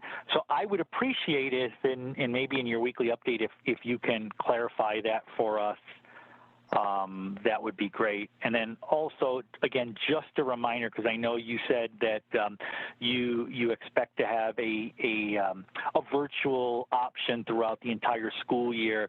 I think just for the sake of clarity, what we voted on today was that we would be going down this path through November 6th, and maybe sometime before that, we would come back to the board and kind of reassess where we're at and make another decision. And it may be that we make some changes between now and then as well. Yes, okay. Thank you for those clarifications. Thank you, Daniel. Okay. Brownie? Hi, again, I want to thank the high school staff for putting on a very nice commencement. I did get quite a few comments from friends with seniors and actually graduates, sorry, that they appreciated, what was done. Secondly, I want to, shout out to Dr. Matthews, RJ, and everyone that has worked on this back to school plans. It's a difficult task, and like Dr. Ruskin has said, it's not an easy one. So, just thank everybody for working on it. And I guess lastly is, Willie, we could do a hybrid on, the first month or the first Thursday of the month, we can do 3 people on, and then on the next one, we can do 3 people. So we can, do our social distancing. I'm done. Okay. You may be joking, but I would actually, consider something like that as well. Again, if it's allowed. Thank you, Ms. Roney. Thank you, Mr. Mena. And we'll certainly get some clarity from Dr. Matthews. I think that we did get clarity a few months back from legal, and part of the problem that we run into is that with the Open Meetings Act, our board meetings are public, and so we need to allow public without turning them away. And this evening, we potentially would have had 165 people waiting at our door, and we would have needed to cancel our meeting and not been able to get the work done that needed to be done. So unfortunately, we never know what the hottest topic is going to be going into a meeting, and we still have 82 people holding on listening to us, and they wouldn't be allowed to come in too. We would have had to cancel our meeting. But I do look forward to the clarity. Dr. Matthews, I know there was an executive order in regards to that potentially has expired, and I've searched for the potential next order that goes along with that, but we'll get some clarity on that. Mr. Smith? I'm seeking clarification also, because it was my understanding that there was a different set of rules that applied to the schools where we wouldn't even be able to offer the hybrid option. It's my understanding that the rules that limit indoor gatherings to 10 people did not apply to schools. So it was my understanding that that's one of the main reasons why we're meeting virtual, but yet we can send our kids to school. That potentially has something to do with it, besides the public being an open meeting and that getting to a maximum capacity that we would need to turn them away and cancel the meeting. Any other questions, Mr. Cook?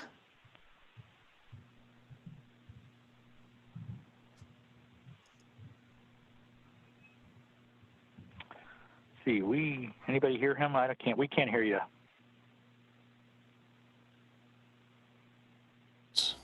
There. Muted a second way. I want to thank the community for them reaching out to us and all the input that they've given us through this difficult decision. It's greatly appreciated. A lot of reading, but we can't make everybody happy, and we trying to make the best decision we can for all the students and the staff. So thank you to the community for their input. The 150 or 60 some that were on Zoom tonight, plus the 400 to 500 that were on YouTube tonight. It was a hot topic, and everybody was a vested interest. So thank you. And I will just echo those remarks. You know, I encourage the community to, this is not the end of the road. This is just the beginning. This is the first baby step into a long, challenging, hopefully successful school year. So please continue to communicate your thoughts with us, ask your questions, and the same to the board. I have the utmost respect for each and every one of you in the decision and the place that you came tonight. It wasn't easy. There's no right or wrong answer. So although potentially, you know, it may have looked like we were very split, which, you know, in the numbers we were, I have the most respect for all of you and for how you got to the place that you cast your vote tonight. So we are one of 7 members that make up a team. And I think this is just one toe into the next journey that we all need to work through as a board and as a cabinet, and certainly as the staff continues to evaluate what their next steps will be, and the parents and the students, which, as Dr. Weber pointed out, is really all of our number one. It's our focus and why we do this work every day. So I appreciate all of you. Seeing no more comments, I think I will ask for a motion to adjourn. So moved. Support. Recommended by Mrs. Murphy and supported by Mrs. Roney. Mr. Mena, if you could do a roll call for us, please. Trustee Cook. Yes. Trustee Hood. Yes.